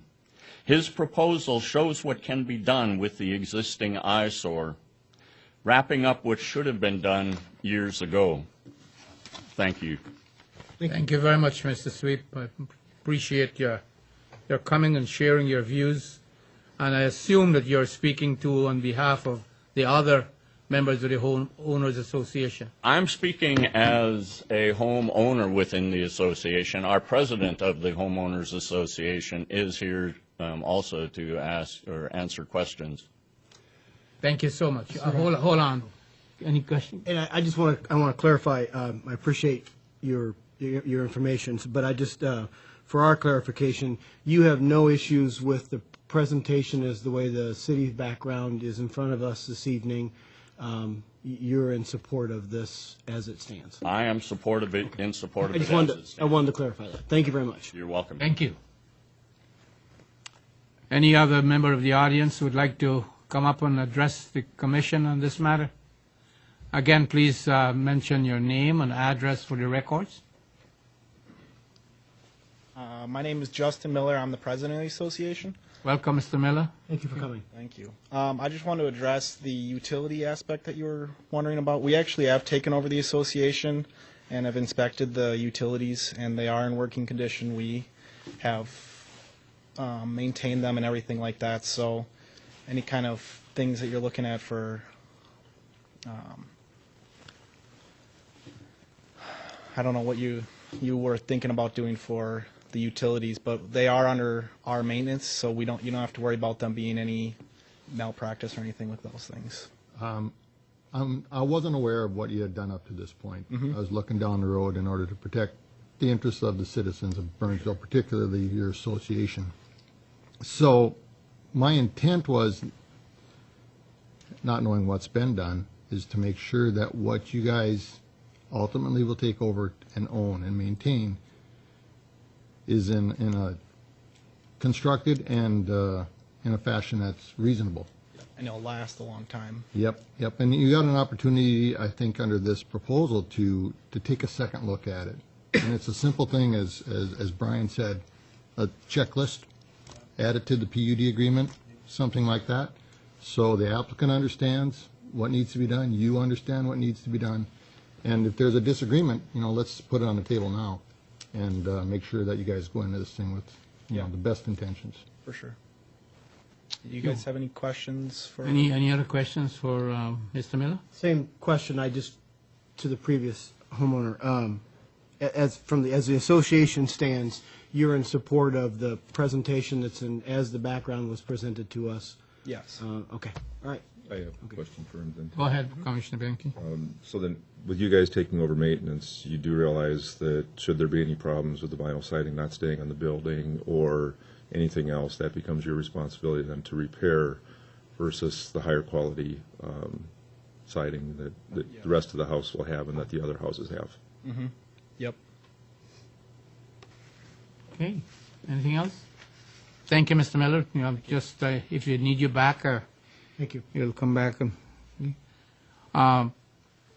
We're still under public hearing. Come right up. Just mention your name and address for the records. And we appreciate all of you coming up and letting us know how you feel about it. And thank you, sir. My name is John Tisco. I live at 50 125th Street East in the heart of the city of the Villas. I just wanted to make comment. You know, Dwayne is a tough act to follow. He was pretty prepared and really articulated pretty well, you know, the history of what we've been through here. I guess I just wanted to kind of restate our frustration. Renee, my wife, and I were really the first to move into the heart of the city. You know, we bought into the concept, loved the townhomes, obviously had a vision for what was going to happen that didn't happen. I can't express, you know, too strongly our disappointment with the city in letting Lintor off the hook with their bond. And I really see that as being, you know, a key element to them not meeting their responsibility or their commitment to finish the project. I think the city let us down. I just wanted to kind of make public record of my feelings about that. And I also am a little frustrated that we're in this catch-22 where our property values really took a hit. It's not just the economy, but it was the fact that the work didn't get done, the builder was let off the hook, and we're stuck with these empty slabs and really no choice except to, you know, accept the proposal of a possible suitor to come in and build these properties. And in doing so, having to kind of back off from what we viewed as what we were going to get in our property. So obviously these properties get built to a different standard. They get sold at a different price level. You know, the comps for our development do what happens when you sell something next door to you for, you know, $80,000 or $100,000 less than you paid for it. So just kind of want to make those comments. You know, we're kind of in an unfortunate lose-lose situation here, and I think the city had a responsibility in that process. Little frustrated that Lintor is put in a position where they can actually pull any kind of value out of this property at this point. I wish that the city would declare the lot vacant, vacated, abandoned, give that value to the homeowners at the heart of the city, at, you know, our and allow us to take that value and pass it along to a builder at a highly discounted price and get the buildings that we want built there. Ideally, I think the city would owe it to us. I think it's probably possible, but at this point of the process, I think we may be beyond that. So I just want to make those comments for you guys to hear. You know, frustrated that Lintor is going to get paid. Frustrated that the value of our property is going to, you know, be permanently damaged by a different product. I will say that as an association, we voted, and the association as a whole has agreed to support Melvin's proposal. But I just wanted to say, you know, outside of that, it's not all roses for us, and not everybody in the property there is happy about it. We hear you loud and clear, Mr. Tisco. You're disappointed with the city for letting Lintor leave without, you know, any sanctions or so. I will ask the same question that Vice Chair Bradrick asked. Do you have any problems with the presentation as done by Mr. Moore and city staff on what is proposed? Do you have any problems with that? I support the opinion of the Homeowners Association on this, so So you're okay with it? I'm abstaining from that opinion, but I'm here as a member of the association, and we voted, and I respect that. Thank you so much. Thank you. Thank you very much, Mr. Thank you very Tisco. much. Any other member of the audience who would like to come up and address the commission on this matter? Okay, seeing none, I hereby close the public discussion. Over to commissioners. Commissioner Bradrick. Thank you, Chair. I would like to, I guess I just a few comments. I would like to stand in support of the presentation as a background. I think as a planning commission, we have, we're given opportunities in planned unit developments to take the good and the bad and what someone's asking for and what's being given. The final lift on the blacktop's important. I would agree with trying to plow the parking lot, and probably the drainage on the lot doesn't work well because the storm sewers would be high. So I will be in support of the recommendation. I would make a motion at some point when we get to that point with the revised background information. I probably disagree on the need for the utility testing. Sometimes I question about how far we got to get. I believe that the building codes and the building code inspectors, the developers responsible for the utilities, they're responsible for selling that home with viable sewer and viable water in a private property. And I'm not sure exactly where we would get with that if the developer sells the home and there's a problem with the sewer. It's incumbent on that developer to make sure that that's going to work. So I wouldn't be against if that was but I guess that's kind of adding to already a wound that's out there. So I think as a due diligence, the developer takes that responsibility. And as long as Brian said we have no issues with the access to the storm sewer to the city system. And then my only other point, I guess, I don't disagree with the comment about being let off the hook, but I guess in many cases as a planning commission, we look at applicants and say that that's not within the realm of our opportunity, but you are certainly welcome to come and do a presentation at the city council in front of an elected board to present that concern. Thank you, Chair. Thank you, Commissioner Bradrick. Commissioner Benke. Again, from the technical side, I think I need to talk a little bit more about what we are charged to do here. When the Heart of the City Design Committee was dissolved, those tasks fell on the Planning Commission.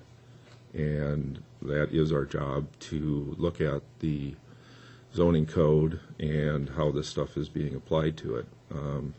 With that in mind, I'm in favor of the bulk of the project. I truly believe that the bulk of the proposal, I truly believe that this can take care of a lot of the issues that exist there. I mean, I think clearly Mr. Moore's company has got its work cut out for it. When you look at this photo that Mr. Sweep provided, photo 1 clearly shows that they have to do a heck of a lot more work than simply starting the building, and I'm conscious of that. My issues, though, come from how much we can grant Mr.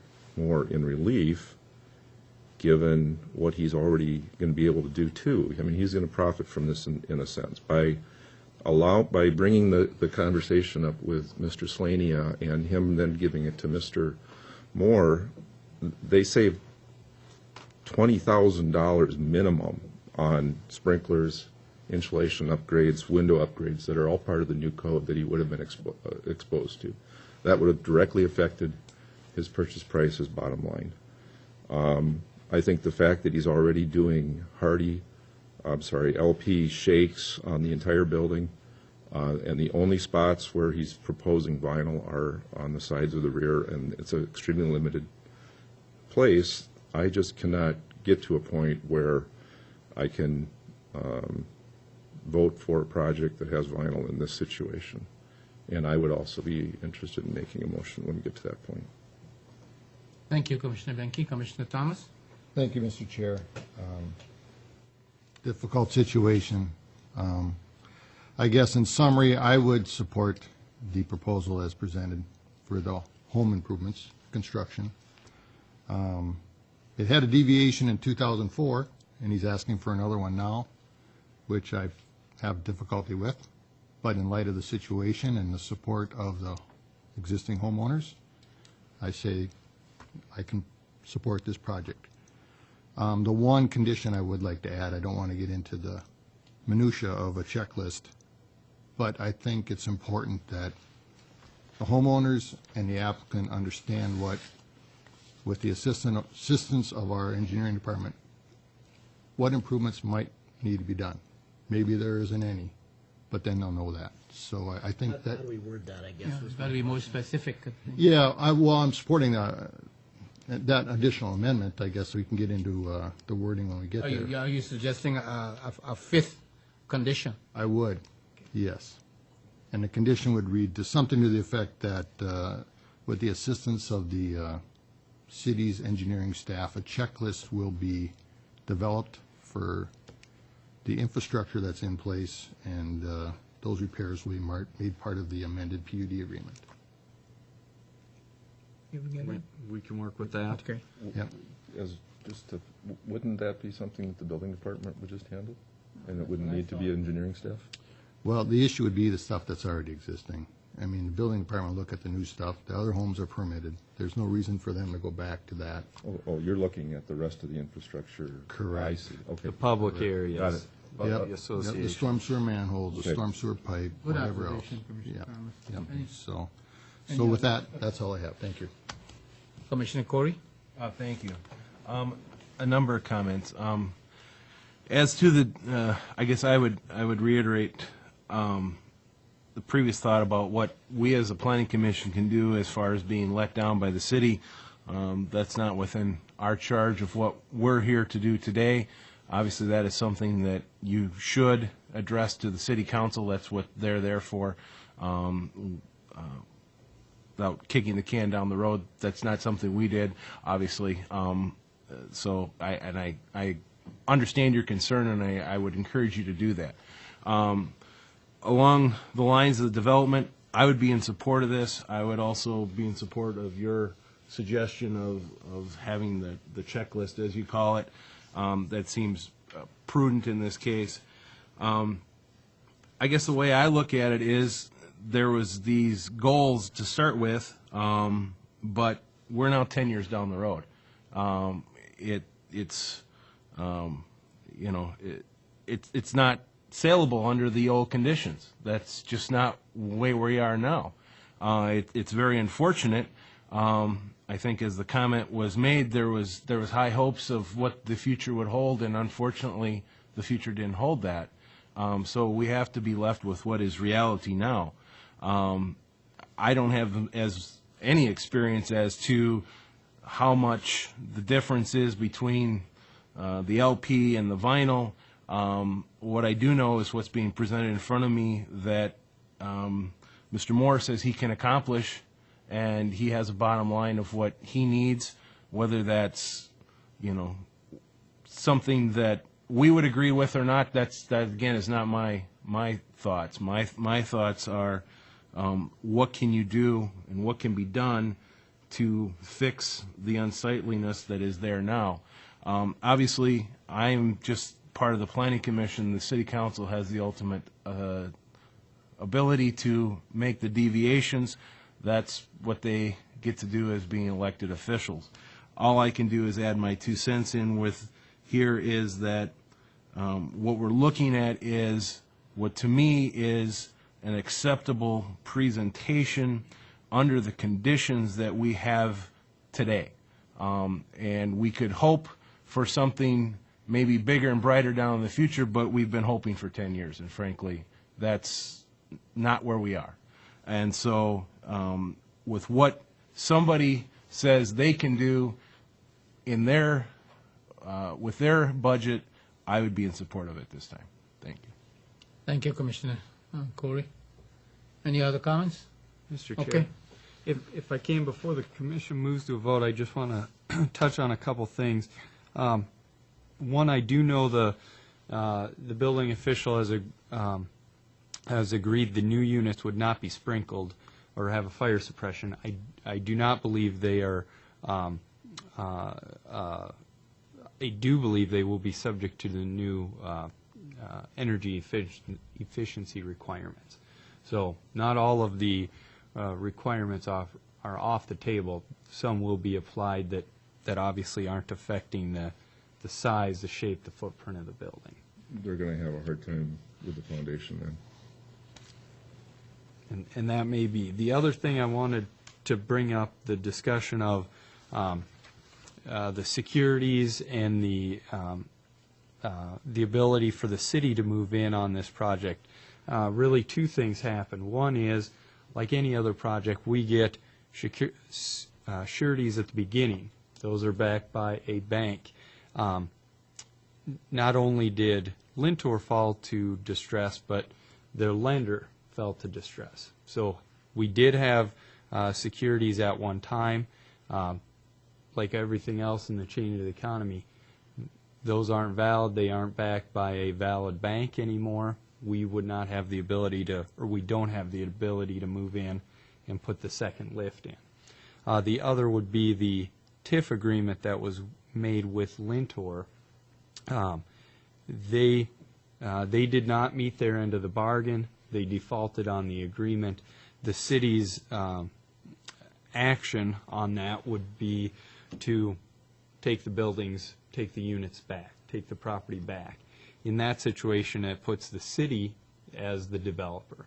We'd be struggling with these same situations, and it's likely we would not have taken these units back. Even if we could, that would have been additional cost to the city and to the taxpayers. Unfortunately, a subheading, these properties were pledged, the TIF dollars or the tax dollars on these properties were pledged against the Heart of the City parking deck. That was a joint venture with a number of agencies. That pledge also cannot become tax exempt. If the city were to proceed with our ramification of the development contract, take over these parcels, it would make these parcels null and void, tax exempt, and that legally can't happen because of the obligations we made on the parking ramp. Unfortunately, a number of issues occurred. None of us saw that in the future. We obviously wouldn't have pledged these tax dollars against another structure had we known all these economic ramifications would have happened. So I wanted to share that information. Thank you, Mr. Slaney, for that background information. Okay, if we have finished with discussions, do I hear a motion? You want to make a motion? Yeah, I know. Yeah, I would like to make a motion, Chair. Go ahead, Commissioner Benke. I would move that the Planning Commission recommend to City Council approval of the application for the Planning and Development Amendment to construct the 4 remaining townhomes located in the northwest corner of 125th Street West and 1st Avenue South with the following recommendations. Number 1, as written, regarding the south side of Unit 3A being shown as lap siding on the plan, not vinyl. In addition, number 2 that Chris had shown on the screen that discussed the LP shakes in the gables facing the street, and adding to that Mr. Moore's comment at the podium to make the LP gables in all gables, and then additionally that the vinyl siding on the sides and rear be replaced with LP lap siding unless he can provide a vinyl siding that matches the exposure and the color and the profile. So we are ending up with still 4 conditions. No, and then number 3 would be then number 2 on our sheet would become number 3. Yeah. Which is the addition of the buildings, landscaping, required improvements to include the bituminous wear course on the private drive parking areas. Number 3 becomes 4. Then 3 becomes 4. Chris, are you going to put your revised up on the screen? Yes, please.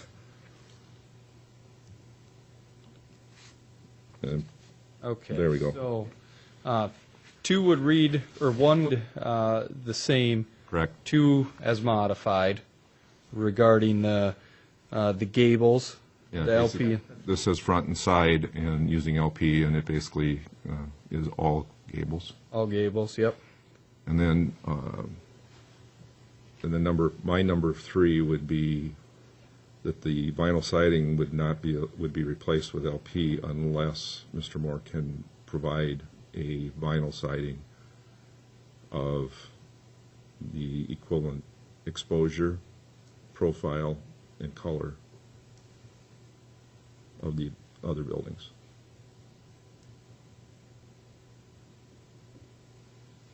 Okay. Then number 3 here would be as written. Number 3 would be number 4. Number 3 on the... Correct, would be because number 4. because my number... And number 4 would be number 5. Correct. And then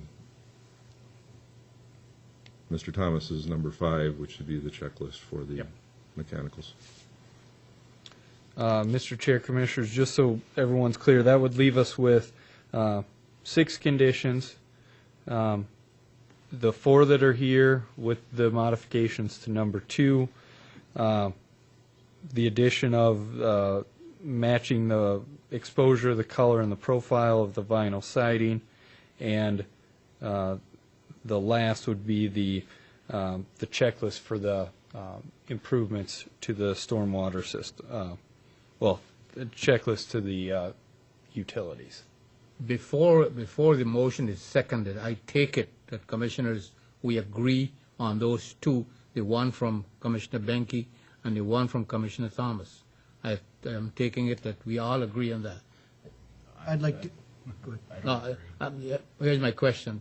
Otherwise, we'll have to take them one, first and second, and decide whether we're going to have them or not. Is there a second to the motion? Not yet. There's not a second to the motion yet. Just real quick, let's try to clear it. Do you believe the wording that you mentioned on the checklist is what you're looking, are you happy with that? Or Correct. Something like prior to release of building permits, city staff would inspect underground utilities to city code or city standards, or what do we? Let's see what's the right Chris word? Chris, can you just... Certainly. What I would, let's see, it would be,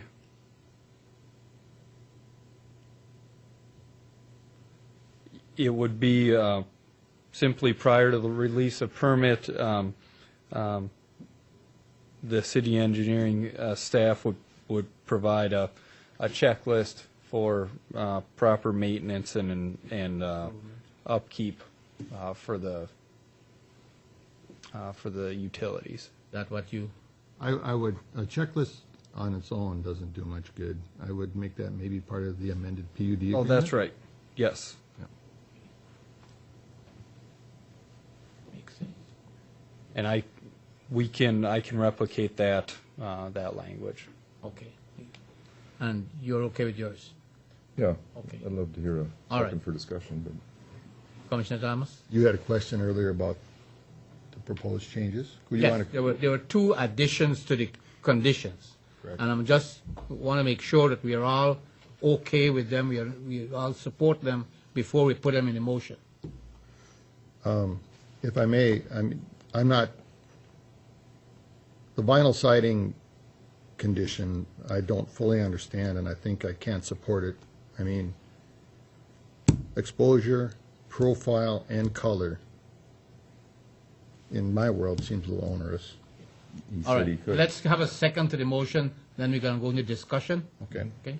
Well, I guess if we second the motion, then we're going to, And You we're could gonna- always vote no. you can discuss it, you can discuss it, and you can vote it down, or, well, I guess we have to see if we got a second to the motion first. Okay, that's what I'm asking for, Okay. a second to the motion. Hearing, there's no second to the motion, hearing none, the motion fails for want of a second. Okay, I'm open to another motion. I would make a motion that that the Planning Commission recommend to the City Council approval of the application for a planned unit development amendment to construct the remaining 4 townhomes located at the northwest corner of 125th Street West and First Avenue South, with the 4 conditions as stated, or as put on the screen, with the addition of Commissioner Thomas's PUD addition, so there'd be a total of 5.